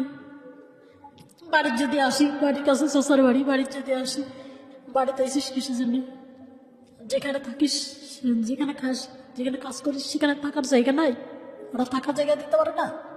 বাড়িতে আসবো না, আর বাড়ি যদি আসতে হয় বকরি আছে, বরকি চড়াবো, গরুর ঘাস কাটবো। গরুর ঘাস কাটতে যদি যাই, গরুর ঘাস কাটতে গেলে পরে চাষির বাড়ি তার বলে যে তোর মায়ের গরুর ঘাস কাটতে যাস, আবার এখানে আসছিস কিছু জানে, তোর মায়ের কাছে থাকবি, মায়ের গরুর ঘাস কাটিস আর আমার এখানে খাবি। তা আমার এখানে থাকতে হলে একভাবে থাকতে হবে, তোর মায়ের গরুর ঘাসও কাটতে পারবো না, গরুও চালাতে পারবো না, ভর্তিও চালাতে পারবো না, আমার এখানে একভাবে থাকা লাগবে। তখন কি করবো? ওই চাষির ওখানেই থাকি, রাত্রে এসে বাড়িতে ঘুমাই, দুপুরবেলা চাষির ওখানে একবারে খাইয়ে দেয়, বিকালবেলা চলে আসি, আসে বাড়ি ঘুমাই, ঘুমানোর পর সকালবেলা আবার উঠে চলে যাই। এরকম ভাবে আমার জীবন চলছে। চলতে চলতে বড় হলে দেখে শুনে বিয়ে দিল, বিয়ে দেওয়ার পরে এরকম কষ্ট। বিয়ে দিল চাষিটা মিলে, সবাই মিলে সাহায্য তুলে 7,000 টাকা যৌতুক, কানে চারানি সোনার জিনিস চাইছিল শ্বশুর বাড়ির থেকে। আপনার যখন বিয়ে হয় তখন আপনার বয়স কত? তখন আমার বয়স হলো 15 থেকে 14 বছর বয়স। আচ্ছা। বড় বোনা তো ওরকম ইতিমধ্যে বিয়ে দিয়ে দিছে। বাবা দেখে আসলো, আমার চাচাতো ভাই, ফুফাতো ভাই যায় দেখে আসলো, দেখে এসে বললো যে 10 বিঘা সম্পত্তি আছে, আর কিছু না হোক তো ভাত খাই দিয়ে বেলা বাঁচতে পারবি, ওখানে দিয়া ভালো। বিয়ে দিয়ে দিল। যেদিনকে বিয়ে হয়ে গেলাম সেদিন আমার শাশুড়ি অত্যাচার, প্রথম দিনই অত্যাচার করা শুরু প্রথম করছে? দিনই অত্যাচার। কি অত্যাচার কান করছে? কান দেখতেছে, যে কানে দেখি কি দিছে, আচ্ছা।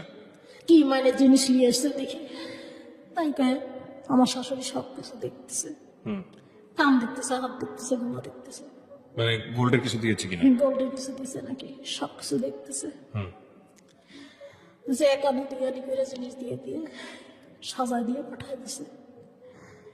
এই আমি ভাবিছি যে সব কিছু দিবি, হাটে হাটে জিনিস দিবি, দিয়ে বিক্রি করে দিয়ে জমি টমি তুলবো, আর দিছে এখানে দিয়ে করে 5,000 টাকা হবে এগুলো বিক্রি করলে।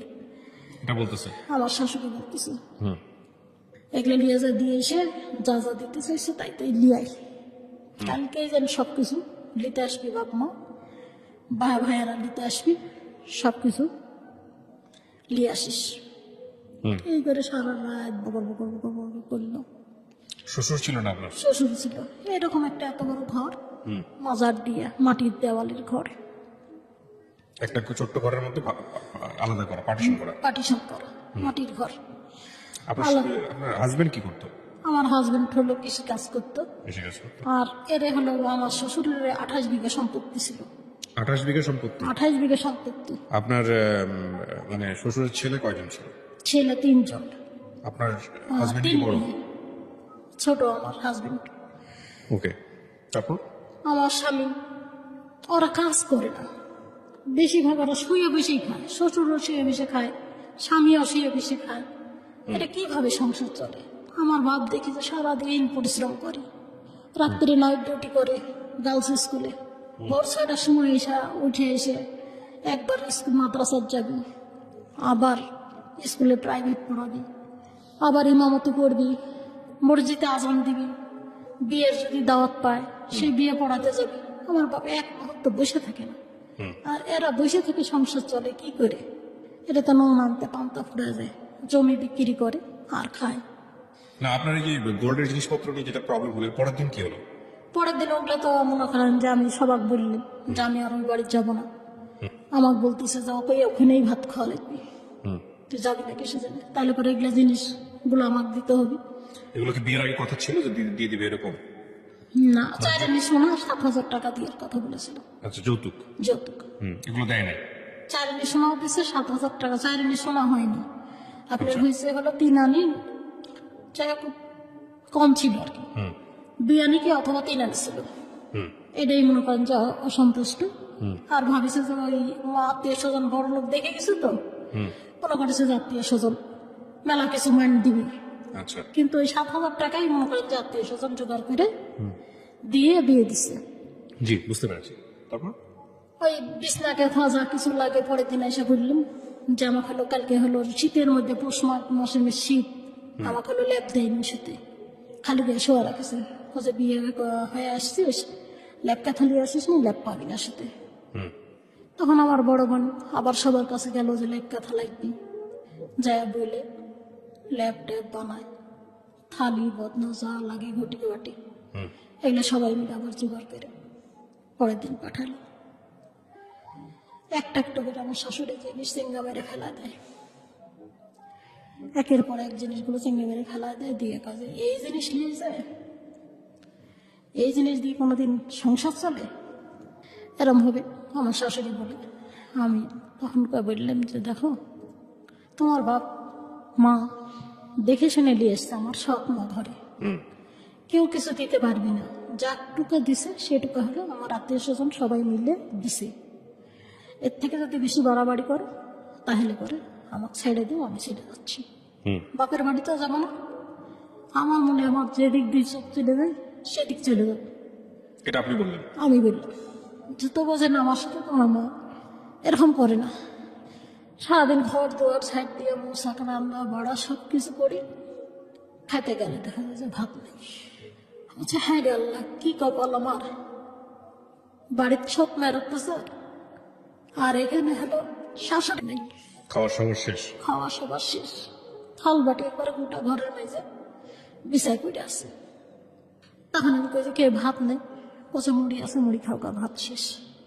গেল এরকম করে দিনের পর দিন চলতেছে। চলার পরে তখন 1 মাস 2 মাস 3 মাস এরকম করে বাড়ির চেয়ে বলি, আমার বোন কিছু কিছু করে জোগায় পাঠায় দেয় আমার বাড়িতে, যে এই দিয়ে খাওয়া থাকে, কি করবো বাড়ির সব মা।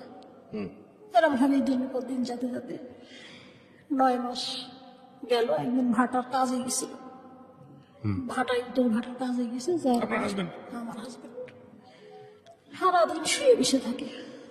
যেরকম ভাবে সংসার চলে কি করে, খাবি কি করে? যতক্ষণে জমি বিক্রি করবে, ওই জমি বিক্রি করে নিয়ে এসে খাবি, কাজে যাও। সবাই মানুষ ভাটাত যায় কাজে, এখানে যায় ওখানে যায়, কাজে যাও। ভাটাত কাজে গেছে, যাওয়ার পরে 2-3 দিন করেছে, করার পর খুব জ্বর আসছে। জ্বর এসে বাড়ি চলে এসছে। বাড়িতে এসে 2-3 দিন থাকলো, থাকার পরে হয়তো আমি হাঁটতে পারছি না, পায়ের কেটার মতো যন্ত্রণা করতেছে, আমি হাঁটতে পারতেছি না, আমার কি হলো রে? এরকম করে মনে করেন যে হাও মাও করে কাম দিয়ে, হাও মাও করে কাম দে। এদিকে আমার কিচ্ছু করণীয় নাই, কি করব? আমার শাশুড়ি বলে যে কি এরা চিকিৎসা করেন না, কি চিকিৎসা করবো? কবিরাজ নিয়ে এসে লাগাই দিল। কোথাও তুই করছিস আমার বেটাকে মারার জন্য, তুই কম করছিস, কবিরাজ লাগাই দিল, দিয়ে কি করে মা বলে বলে ঝাড়তেছে সব। মনে করেন যে যেরকম খারাপ ভাষাগুলো কয়, বুঝতে পেরেছি। ওগুলো কয়ে ঝাড়তেছে নিম পাতা দিয়ে দিয়ে। তখন আমি বললাম যে এগুলো আবার কি ঝাড়া, এগুলা খারাপ ভাষা কয়ে কয়ে ঝাড়তেছে, এগুলো কোনোদিন ভালো হয়? ওর শরীর দুর্বল, ওর ক্যালসিয়াম অভাব, ডাক্তার দেখালি তো? ডাক্তার দেখাবো। কাজে ডাক্তার দেখো, তোর বাপের বাড়ি থেকে টাকা নিয়ে এসে ডাক্তার দেখা, আর না ছাড়া তোর বাপের বাড়িতে নিয়ে যা। তখন আমার বোনে 5 দিনকার মাথা খবর দিলেন। আমার বোন আসলো, এসে একটা ভ্যান রিজার্ভ করলো। এই ভ্যান ঠেলে নিয়ে গেলাম। গ্রাম অঞ্চল তো, অনেক বালু, বাদামের ক্ষেত, বাদামের ক্ষেতের মধ্যে দিয়ে ভ্যান ঠেলে নিয়ে আমার বাপের বাড়িতে নিয়ে এসে ডাক্তারে দেখানোর পরে ওই শুধু একটা ফাইল দিল, ক্যালসিয়ামের 90 টাকা দাম। ওই ফাইল দিল, আর হলো কয়েকটা ওষুধের পাতা দিল, দিয়ে আল্লাহ দিলে খাওয়ার পরে কাজামা অনেকটা বেদনা কমে গেছে। আর আকন্দের পাতা দিয়ে সেক দিয়ে একভাবে মালিশ করি। এদিকে আমার তো আর আমার বাপ তো আমার খেতে দেয় না, ওই যে পঙ্গু মানসিক নিয়ে এসছি।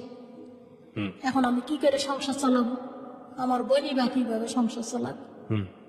তখন পাশে হলো এলাই বেকারের বাড়ি আছে, 8 টাকা কয়েল বানায় মেলা মানুষ।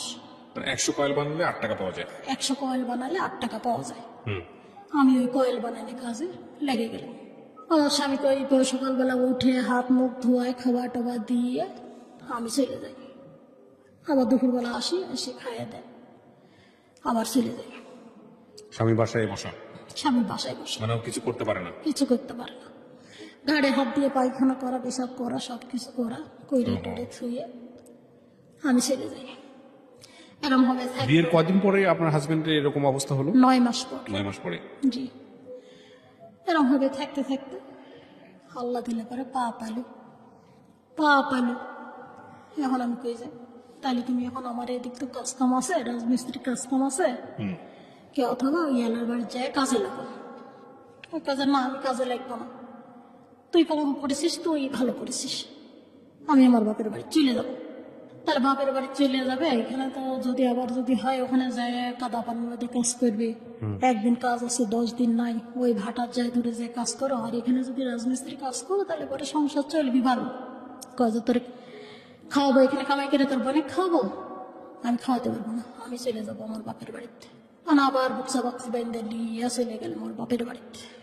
বাপের বাড়িতে যায় কোনো কাজ নেই, এক হলো মাটি কাটা কাজ। এই মাটি কাটা কাজ করে, গম পায় 5 কেজি করে, সারাদিনে যে কাজ করে 5 কেজি করে, 2 দিন কাজ করলে 5 কেজি করে গম পায়। সেই গম ভাঙায় তখন তাই ময়দা। 5-6 জন মানুষ, আমার শাশুড়ি, শ্বশুর, শাশুড়ির একটা মেয়ে, আমরা 2 জন, এই 5 জন মানুষ রুটি খেয়ে থাকা। আর অন্য কোনো বাজার নেই, কোনো তরি তরকারি নেই, কিছু নাই। নগদ টাকা হলে পরে বাজার টাজার করে নিয়ে আসতে পারে, ওই খেয়ে দিয়ে থাকি। আমার কাজটা এদিক বন্ধ হয়ে গেল, এলাইমি কাঠের বাড়ির কাজ। আমি কাজটা করতেছিলাম, দিন যদি আমি 300 কয়েল বানাই, 3 আসতে 24 টাকা। এই কাজটা বন্ধ হয়ে গেল। 2 দিন যেতে না যেতে, 2 মাস যেতে না যেতে, তখন কেমন করেন যে আবার কাজে পায়ে ব্যথা করতেছে। আচ্ছা, পায়ে ব্যথা করতেছে, আমি তো কাজ করতে পারতেছি না, ভালো কথা কাজ করতে পারতেছি না। তোমার মনে তুমি থাকো, তোমার মা বাপ দিয়ে তুমি থাকো, আমার মনে আমি চলে যাবো। ইতিমধ্যে মনে করেন যে আমার পেটে বাচ্চা, আমার বাপের বাড়িতে আমি চলে যাবো, তোমার মনে তুমি থাকো। এরকম ভাবে আমি থাকতে পারবো না। একজন মানুষ কাম করবে, 5 জন মানুষ খাবে, তোমার বাপ জোয়ান তাগড়া বাপ, সে যদি কাজ করে তাহলে পরে সংসারটা সচ্ছল হয়। 2 জন মানে কাজ করতে কি তাহলে ওদের পরিবারে আমার শ্বশুর হলো একটাই অভ্যাস ছিল, যে বললাম না যে 28 বিঘা সম্পত্তি, একটু করে জমি বিক্রি করতো আর করে জমি বিক্রি করে আর খায়। সবাই মিলে তাই করতো? সবাই মিলে তাই করে। ওকে। আমি এরকম ভাবে থাকতে পারবো না, আমি চলে যাবো আমার বাপের বাড়িতে। আমি ওই চলে আসলাম আমার বাপের বাড়িতে। আইসে আমি ওই এলেমেকার বাড়িতে আবার গেলাম কাজে। আর এলেমেকার কয় কি, দৌড়, তোরা 10 দিন এখানে থাকিস, 5 দিন আবার ওখানে যায় থাকিস, আর কাজে লিবা না, যা ভাগ, কাজে লিবা না। তা বললাম, দেখেন ভাই, কাজে নেন, আমার তো চলা লাগবে। কয়ে বইলে আমি ওখানে আবার কাজে লাগলাম। তখন দেখছি 5 দিন না যেতে আমার স্বামী আবার ফিরে এসে ফিরে এসে তখন তো বলছে তুমি কাজে লাগিয়েছো, তাহলে আমিও কি কাজ করবো, রাজমিস্ত্রি কাজে যাও। আর নাসারা এলাই ভাইয়ের বাড়িতে যে প্লাস্টিকের ছোট ছোট ফ্যানগুলো আছে না, ওই পাখাগুলো বানায়, ওইটা বানাতে থাকো। তখন বললো যে না, এটা এমন বানাইতে পারবো না, মেলা শক্তির কাজ। তো বললাম যে মাটি কাটার থেকে শক্তি, মেশিন টাইনে কাজ করবি, দাঁড়ায় থেকে নাই রোদ নাই বৃষ্টি না, মাথা ধরে বোঝাটা না, দাঁড়ায় থেকে থেকে কাজ করো, দেখো 1 দিন 2 দিন শিখতে শিখতে একদিন শিখে যাবে। এলাই মেকার কাজে লিবি না, কাজ 2 দিন পর তোর স্বামী কোলাবি, কাজে লিব না। আমি বললাম যে দেখেন ভাই, আমার সমস্যার কারণে আপনার বাড়িতে এসেছি, আমার ওই কয় যেন লিব না। তা আমার বোন যায় আবার ওর হাত পা চেপে ধরল, কাজে নেই একটু। কাজে লেন ভাই, তাছাড়া কি করে চলবি আর, ওই ভারী কাজ করতে পারে না, পা ব্যথা করে, কাছাটা তালে লাগাই দিগা। ওর বোন এসে হাত পা ধরলো, তখন কাকে যে তালে লাগাই দিগা, যদি পালা যায় মনে কর যে আর লিব না, আসে কাজে লিছি, এখন আবার ওকে এসে লাগাচ্ছিস, যদি পালা যায় আর লিব না। তখন কেমন করেন যে লাগাই দিল, এই করতে থাকি থেকে থেকে পোলা চলে যায়, 2 মাস 4 মাস থাকে, পোলা চলে যায়। হয়তো তুই এখানে চলে আয়, তারপরে ভাত দেবো, নাচার ছেড়ে দেবো। নাচার আমার মা বাবা বিয়ে ঠিক করেছে, আমি বিয়ে করবো। তখন আবার আমার বোন ভয় করে যে যা, আমি কাছে যাবো না, তুই যা। এরকম ভাবে আমার বোনের সাথে তর্কতর্কি হয়, তুই যা, আমি ওর সাথে যাবো না। ওই বাড়ি যে আমার কি এখানে 324 টাকা যদি কাজ করি, আমি যদি 100 চাল কিনি আর বাকি টাকা দিয়ে যদি বাজার করি, আমার দিব্যি চলে যাবে দিন, আমি ওখানে যাবো না। ওই থাকুক আর বাপ মায়ের বাড়িতে কয়েকদিন থেকে তারপর এমনি আসবি। হ্যাঁ, 10-12 দিন 15 দিন পর আবার ছিটে চলে আসে আপনার হাজবেন্ড? হাজবেন্ড। চলে আসার পরে আমি কাজে নিতে চাই না, আবার ভ্যান ভ্যান করে আবার লাগাই দেয়। এরকম ভাবে থাকতে থাকতে মনে করেন যে ওই বাড়িতে থাকলে 9 বছর, 9 বছর কিছু কিছু করে টাকা জোগায়। বাচ্চা কাচ্চা হলো আপনার? হ্যাঁ, একটা মেয়ে হয়েছে, বড় মেয়ে। ওকে। বাচ্চার বয়স কত তখন, যখন আপনার 9 বছর থাকার? আর 9 বছর থাকার পরে তখন আমার মনে করেন যে আইসি এখানে 8 মাস পর বাচ্চা হয়। আচ্ছা, বাচ্চার বয়স তাহলে 8-9 বছর। 8-9 বছরই বাচ্চার বয়স।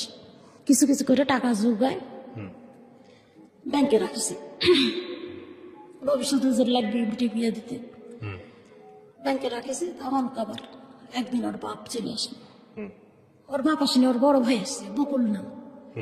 বড় ভাই এসে বলছে যে আমার মেয়ের নাম মৌসুমি ডাকেছে, মৌসুমি মা, আব্বা তাই হলো চেলা হাজি, ওখানকার পাশের বাড়ি চেলা হাজির নাম, রাহাতুল্লাহ হাজি মাস্টারের চাকরি করে, ওর কাছে হলো জায়গা বিক্রি করে দিচ্ছে বাড়ি ভিটে। তাহলে আমরা কার কাছে থাকবো, কোথায় থাকবো? আমরা হলে সবাই মিলে যদি জায়গাটা ফিরাইলি, তাহলে পরে মনে করে যে আমরা খায় করে থাকতে পারবো, যে যেখানেই থাকে বাড়িতে এসে আমরা থাকতে পারবো। মাথা গোজা থাইটা যদি বিক্রি করে দেয়, তাহলে আমরা কি করে চলবো? কত দিয়ে বিক্রি করছে? কত? 10 কেজি চাল দিচ্ছে আর 500 টাকা দিচ্ছে, বায়না হিসাবে 10 কেজি চাল আর 500 টাকা দিচ্ছে। 10 কেজি চাল খাবি আর 500 টাকা দিয়ে বাজার করবি, হাট বাজার। আর বাড়ির দাম কত ধরেছে? বাড়ির দাম ধরেছে 12,000 টাকা শতক। 12,000 টাকা শতক হইলে পরে তাহলে পরে মনে করেন যে ওখানে আছে 18 শতক জায়গা। 18 শতক জায়গার হিসাব করলো 3 ভাই মিলে। বড় ভাই কাছে আমার কাছে টাকা নেই, আমি নিতে পারবো না। তা নিতে পারবো না, তাহলে পরে কি করবো? ওর ওই বড় ভাইয়ের বই বলা যে তোর বাপের বাড়ি থেকে টাকা নিয়ে নাসার জায়গা বিক্রি করে দিলে কোথা থাকতো? ওর বড় ভাইয়ের বাপের বাড়ি থেকে টাকা পয়সা নিয়ে আসলো, নিয়ে এসে জায়গাটা আমরা সবাই মিলে রেজিস্ট্রি করে নিলাম। নিয়ে আর যেগুলো টাকা ওর কাছে দিয়েছিল 500 টাকা, 10 কেজি চাল আর এটা দিলাম, আর এই আমার শ্বশুরকে এই টাকাগুলো দিলাম। দিয়ে ওই তো মনে করেন যে খাইতে লাগলো। আমার এমনি আমরা কাজ কাম করি, চলি, আর হালকা থাকলো, খাইতে চললো। আর আমার স্বামী কি নিয়ে আম নিয়ে গন্ডগোল হলো আমার শ্বশুর বাড়ি। আমরা কিন্তু এখানেই আছি, আম নিয়ে গন্ডগোল, বেটার সাথে আম নিয়ে গন্ডগোল, আমের গাছ আছে বেটার, আম নিয়ে গন্ডগোল। মাইরে ফাটাই দিছে আমার শ্বশুরে, ফাটাই দেওয়ার পরে তখন হাওয়া করে কানতে কানতে চলে এসে কি হয়েছে? মারিছে। কে জানে, আম দিছে। আম পাড় সব পাড়ে নিয়ে চলে যাচ্ছে বকুলের বউ, এটা বাধা দিছে, সেজন্য এরকম করে মাইরা ফুটা দিচ্ছে। এর কি বিচার করবে করো, আমরা কি বিচার করবো? আপনার বেটা আপনারা বিচার করেন না? না, এর বিচার করা লাগবে। 3 বোন চলে আসে, আমার শ্বশুরের বোন শুধু চলে আসছে, আইসে বলতেছে যে কি বিচার করবে, এগুলো করো। কোনো বিচার আমরা করতে পারবো না, আমরা কাজ করি, ভাত খাই। আমি সব কিছু ছেড়ে দিয়ে চলে আসি, এগুলো জঞ্জল করতে পারবো না। আমার এখন একটা সাল হয়েছে, সালে কামার ভবিষ্যৎ করা লাগবে। আপনার কাছ থেকে ভিটা মাটি কিনে নিয়ে লাগিছে, এখন ওইখানে একটু মাথা গোচানোর জন্য থাই করা লাগবে। এই বিচার করার জন্য বেটা কিনে নিয়ে চলে গেল। আমার বেটা, হ্যাঁ, এক বেটা মারিছে, আর এক বেটা বিচার করবি না, বেটা ক্লিয়ার চলে গেল। যাই এই থামো না, সব কিছু হাসতায় হাসতায় কেস টেস কইরে, হেনস্তানি কইরে, মারামারি কইরে র্যাপ শিখতে বাড়ি চলে আসলো। রেমো চলে আসলো। র্যাপও চলে আসলো। র্যাপ এসে মনে করেন যে ধরে আচ্ছে করে পিটাইল। পিটানোর পরে এখন ওই যে আমার বাপের বাড়িতে আইসে সবগুলো, এখন কয় যে এই মেয়ে এখানে সব কিছু করেছে। র্যাপ এসে মারলো, তোর এই কথাতে আসলো, তোরা আমার দোষারোপ করিস কিসের জন্য? আমি তো সবকিছু ছেড়ে দিয়ে চলে গেছি।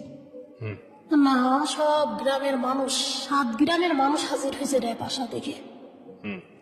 7 গ্রামের মানুষ আইসে এই তো শুরু করলো বিচার।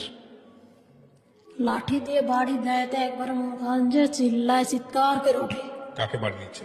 আমার ভাসুরি, বকুল যেটা, ওই ভাসুরি বাড়ি দিচ্ছে। বাপেক মারছিস আর বাপেক মারবো, তো দিয়ে 7 গ্রামের বিচার হবে। এমন করে পিটানি দিচ্ছে, ও বাবার ও মারো করে চিল্লায় উঠতেছে। এরম করে মনে করেন যে আমার সবাই এই 7 গ্রামের মানুষের দিয়ে আমার দোষারোপ করে। হইলে তখন আমি ওখান থেকে চলে আসি, যে তোরা তোরা থাক, আমার দোষারোপ করিস কিসের জন্য? চলে আসলাম। চলে এসে ওর মা বাপ লিয়ে থাকতে লাগলো। থাকার পরে আবার দেখতেছি কিছুদিন পর আসতেছে। কিছুদিন পর এসে তখন তো করছে যে কাজ করবো, বলছে কাজ নিয়ে তুই যত বাড়ি যেত। আমি আবার তখন তো বললাম যে তুই করে কথা বললি, বাড়ি যেত, তোর বাপ মায়ের কাছে তুই থাকে গা, তুই থাকে, তোর বাপ মেয়েকে কইরে খাগা, আর আমার মতো আমার কইরে খেতে দে। গেল না, না যায় থাকলো। থাকার পরে আর আবার আর একটা হুজুর দিয়ে আসলো। মায়ের হলো মায়ের গলত গামছা দিছে, গামছা পেয়ে আছে, মারিছে। ওই বেটাতে আবার মারিছে। কিলে মারিছে?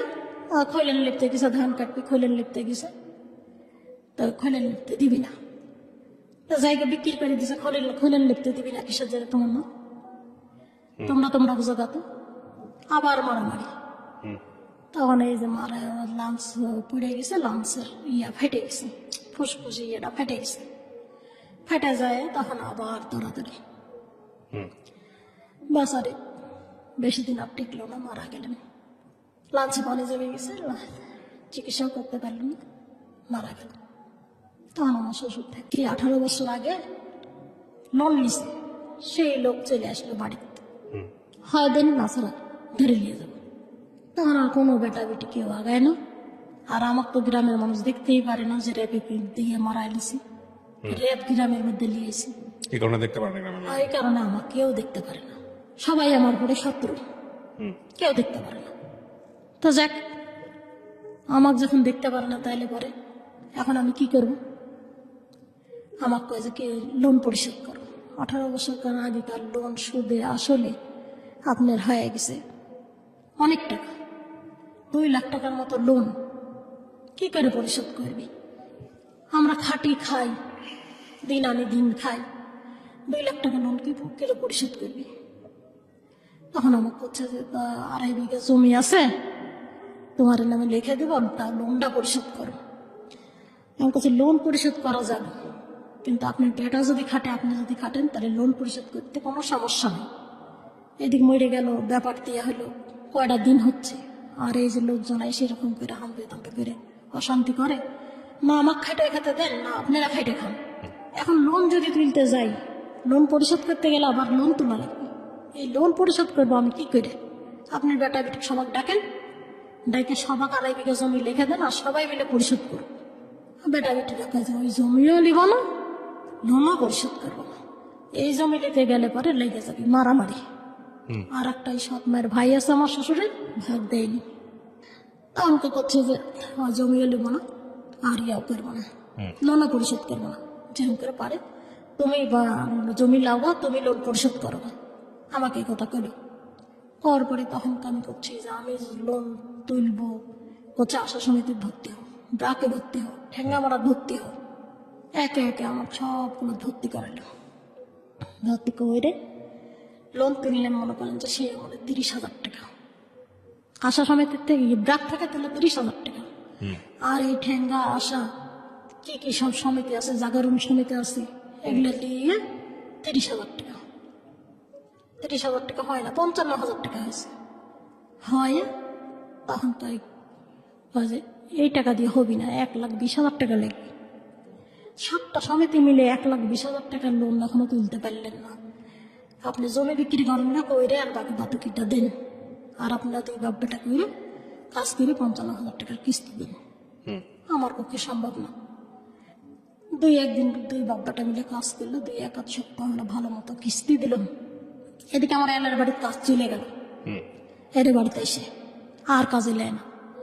মনে করেছিলাম 3 জন মিলে কাজ করে লোনটা পরিশোধ করতে পারবো, তখন আর কাজে নেয় না। ব্যাংকে গেলেন, 18 বছর করার আগেকার লোন করছে, আপনার শ্বশুরের হলো 2 লাখ টাকা লোন, 60,000 টাকা কি করে শোধ করবেন?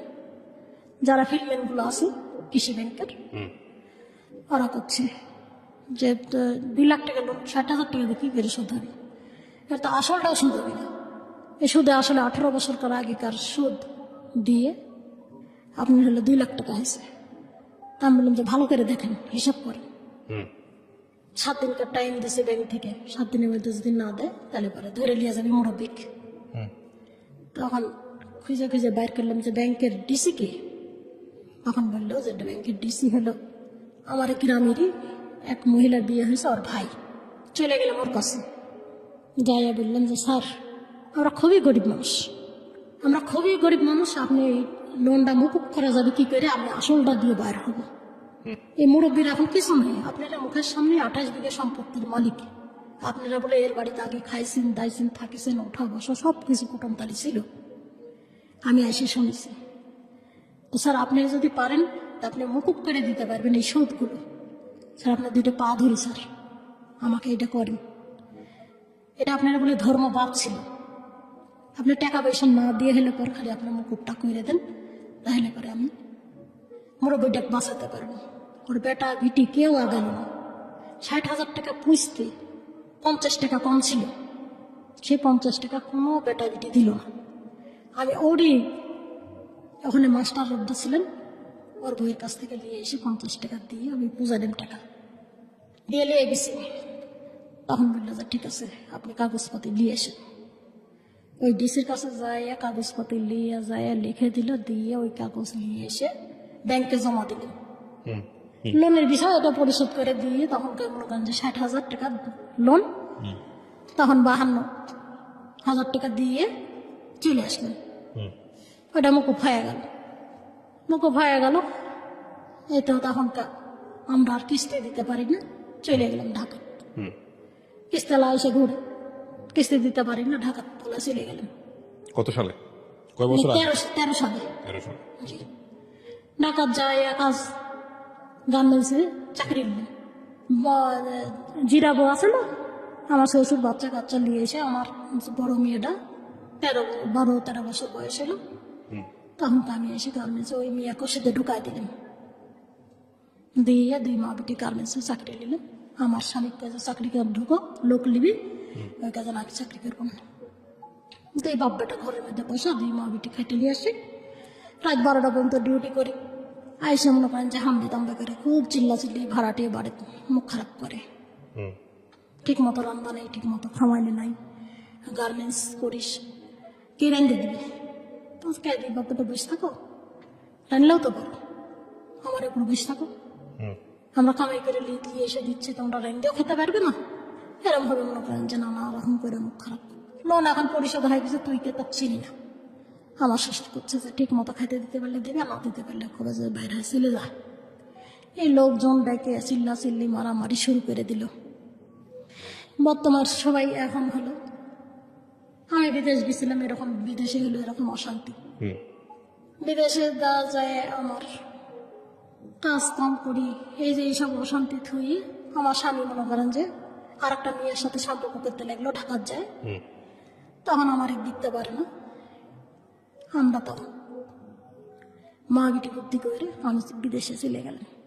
আচ্ছা, বিদেশে যাই দেখি যে ওরকম ওই বাড়িতে এক মা আছে, 3টে মেয়ে আছে, আর ওরা 3 ভাই। সারাদিন কাজ কাম করি, সারাদিন পর একটা রুটি দেখাতে। এত বাজে অবস্থা। গরিব মানুষ, সারাদিন পর একটা রুটি দেয়। আমরা 2 জন নিয়ে গেছিলাম বাংলাদেশ থেকে, একটা মেয়ের বাড়ি আর একটা মায়ের বাড়িতে। 3-4 বাড়িতে কাজ করালে, এই বোনের বাড়িতে ওই বোনের বাড়িতে কাজ করালে, নিয়ে 1000 টাকা বেতন, সারাদিন একটা রুটি। এই করে থাকলাম। তা বাড়িতে হলো কথা বলা লাগবে, আমার বাড়িতে কথা বলতে দেয় না, যে না বাড়িতে কথা বলতে পারবো না। থাকতে থাকতে মনে করেন যে 11 মাস থাকলাম, আর একটা বাঙালি আসলো। এই আমার সাথে যে বাঙালি গেছে, ওই বাঙালি পলায় গেল। পলায় যাওয়ার পরে তখন আমাকে ওই বাড়ির সহকারে কাজ করা লাগে। এত কমপ্লেন দিই, কিছুই হয় না, কিছুই হয় না, কোনো বিচারও নাই, কোনো আইনও নাই। আবার উল্টে আমাকে নিয়ে গেল অফিসে। আমি বলি যে আমাকে বাংলাদেশে দে, আর না ছাড়া আমাকে হলো নেট দে। তোর বাড়িতে আমি একটা করে রুটি সারাদিন খায় না খায় কাজ করি, কোনো কথা কব না, কিন্তু আমার বাড়িতে কথা বলার জন্য নেট দে। হয়তো নেট দেবো না, তুই থাকলে থাক, না থাকলে চলে যা। আমি যে থাকবো না, এই কথা বলার সাথে সাথে কইছে যে থাকবো না। আগের দিন কইছি, পরের দিন আমার টিকিট কেটে পাঠাই দিছে। আচ্ছা, পাঠাই দিছে, তখন আমি চলে আসছি। এর মধ্যে মনে করেন যে ওই যে কাজ করবো না, কাজ করবো না কইছি, অফিসে নিয়ে গেছে, নিয়ে যায় বেটা দেখাই দিয়ে আমাকে বেটা মারিছে। অফিসের বেটা, ওই আরবি বেটা আমাকে মারিছে। মারার পরে আইসে কয়েকদিন থাকেছে, থেকে আমাকে কইছে যে আমাকে দেশে পাঠায় দে। দেশে আইসে আবার মনে করেন যে নতুন করে পাসপোর্ট করে মদিনাত গেলেন। মদিনাত যায়, এই বাড়িটা এত ভালো, খাওয়া দাওয়া কোনো কিছুর অভাব নেই। ওই যে আমি তখন জিজ্ঞাসা করলে, আমার 3 মাস হয়েছে, জিজ্ঞাসা করলে যে কে তার বাড়িতে কে কে আছে। আমি বললাম যে আমার স্বামী কাজকাম করতে পারে না, আমি বিদেশে আইছে, আর আমার বাড়িতে হলো ভাঙ্গা একটা বাড়ি আছে। আমি এবার ছবি দেখালাম যে এই ভাঙ্গা বাড়িটা আছে, আমার চলাফেরা বড় বিপদ। তখন ওরা মনে হয় কিছু করলো নাকি অনুদান দেওয়ার জন্য, বলে যে সবর কর, তোর বাড়ি হবে এই বাড়িতে। আমি আর এটা জানি না, আমার মোবাইল নিয়ে কি করেছে ওরাই ভালো জানে। আমি কাজকাম করি, খাই দাই থাকি। এরা কয় যে মালয়েশিয়ার থেকে, দুবাই থেকে মেলা টাকা আসছে, কেতির ফুনুস, মানে ফুনুস মানে অনেক টাকা আসছে, তাই বলে কেতির ফুনুস। তখন ওর ছোট বেটা 1 মাস 2 মাস টাকা সব কিছু করা হলো। এর ছোট বেটা ওই আগের জিদ্দার মালিক আর এই মদিনার মালিক মারামারি। আমি কিন্তু কিছুই জানি না, মারামারি অনেক পিটাপিটি হয়ে গেছে। 2 জন 2 জনের জায়গা থেকে এই মদিনার মালিক হলো জিদ্দার চাকরি করতো, তাকে এখানে নিয়ে আসলো। আবার এই মালিকে আবার দিল হলো জিদ্দাত, জিদ্দার মানসিক জিদ্দাত দিল, মদিনার মানসিক মদিনাত নিয়ে আসলো। নিয়ে এসে মারামারি। তারপরে আমি কই যে কি হয়েছে রে, আর একটা বাঙালি মেয়ে আছে, কি হয়েছে? তো আমি বলছি এরা মারামারি করছে, তোকলিয়ে মারামারি করছে। তাছাড়া আমাকে মারামারি করবি কিসের জন্য? তখন ওই আবার খারাপ ভাষা করছে, তো হাঙ্গা করবি। বলছি এবার কি ভাষাটা, তাই ভাষাটা ভালো করে বলিস। আমি এবার এই কথা বললাম, ভাষা ভালো করে বলিস। এটা আবার কোন কিরকম ধরনের কথা কইস রে? যাই হোক, এটা আপনি কি হয়েছে, আপনি থাকতে পারছিল ওখানে নাকি না, চলে আসছেন? ওখান থেকে তখন এই লোক ওই ছোট বেটার সাথে বিয়ে দিবি, বাজার ঘাট সব কিছু করেছে, করে তখন তার বিয়ে দিবি।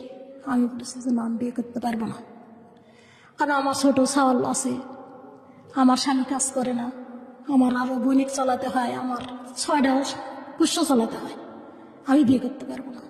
10 দিন ধরে ঝগড়াঝাটি চলে, খাওয়া দাওয়া সব কিছু বন্ধ। 10 দিন ধরে ঝগড়াঝাটি চলে। ঘরের দুয়ারের সামনে সব সময় যেন লোক থাকে, ছাল পাল নাতিপুতি সব কিছু বাড়ির মধ্যে জমজমাট থাকে। গান গায়ে, গীত গাচ্ছে, ইয়ে করতেছে। 10 দিন পরে যখন দেখেছি উঠেছে, উঠে দেখি যে ফাঁকা পাইছি দরজাটা। আমি পলাই গেছি, পলায় যায় হারামে গেছি 1 টাকা নিয়ে, ওর কাছ থেকে 1 টাকা নিয়েছি। আমি 1 টাকা নিয়ে পলায় গেলাম, আমার কাছে কোনো টাকা পয়সা নাই। মোবাইলটা লিছে, নিয়ে 1 টাকা লিছে, নিয়ে এই বোরখাটা পরে আমি পালাই গেছি। স্যান্ডেলও নেই। আমি একটু ছোট করে যদি জানি, আপনি দেশের বাইরে গিয়েছিলেন কত সালে? দেশের বাইরে গেছি আমি 17 সালে।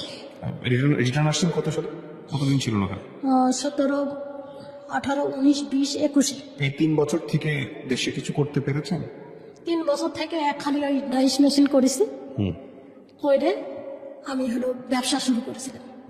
সেই ব্যবসাটা পুলিশবাদী কেস হচ্ছে, কেন? করতে দেয় না। হয়তো অবৈধ ক্রিম ঘরে, এটা মানুষের ফ্রেশ নষ্ট হয়ে যায়। ও আচ্ছা আচ্ছা। 2 দিন পর পর সাংবাদিক আসে, 2 দিন পর পর পুলিশ আসে। তো আপনি ক্রিমের ব্যবসায় গেলেন কেন? আমি ক্রিমের ব্যবসা করি না, কুইটেটা বানাই। কৌটা বানাইতেন জি, আপনি? জি। তো কৌটার ব্যবসা করতেন, এই কৌটার ব্যবসা কারণে আপনার বন্ধ করে দিয়েছে। কোটার ব্যবসাটা বন্ধ করে দিছে। এখন আমার একেবারেই চলা বলতে বড় বিপদ। 3-4 মাস হলে বড় মেয়ে তুলেছে, 60,000 টাকা লোন তুলেছে। আপনার সংসার, আপনার কে কে আছে সংসারে এখন? সংসারে 2টা মেয়ে আছে, হুম। আর 2টা নাতি আছে, আর আমার স্বামী, আমি। স্বামী? আমি এই তো হলো আমার জীবনের গল্প, এরকম ভাবেই চলতেছে। এখন আমার চলার মতো একেবারেই নির্বোধ অবস্থা। প্রিয় দর্শক এবং শ্রোতা, কিছু কিছু গল্প থাকে আসলে যেটার কোনো উপসংহার থাকে না। প্রথম কথা হচ্ছে এটা যে পুরো জীবন জুড়েই কষ্ট। আপনার স্বামী কি কোনো কিছু করে বর্তমানে? কিচ্ছু করে না, একেবারে বসে। তো এত বছর ধরে যে ভদ্রলোক কিছু করলো না, তার সঙ্গে সংসার করলেন কেন? ওই যে 2টা মেয়ে আছে, আমরা স্বপ্নের কাছে মানুষ হয়েছি। আমার মেয়ের 2টাকে এখন যদি আমি ছেড়ে দিব, আমি স্বামী পাবো, আর আমার মেয়ে 2টা মা পাবি না।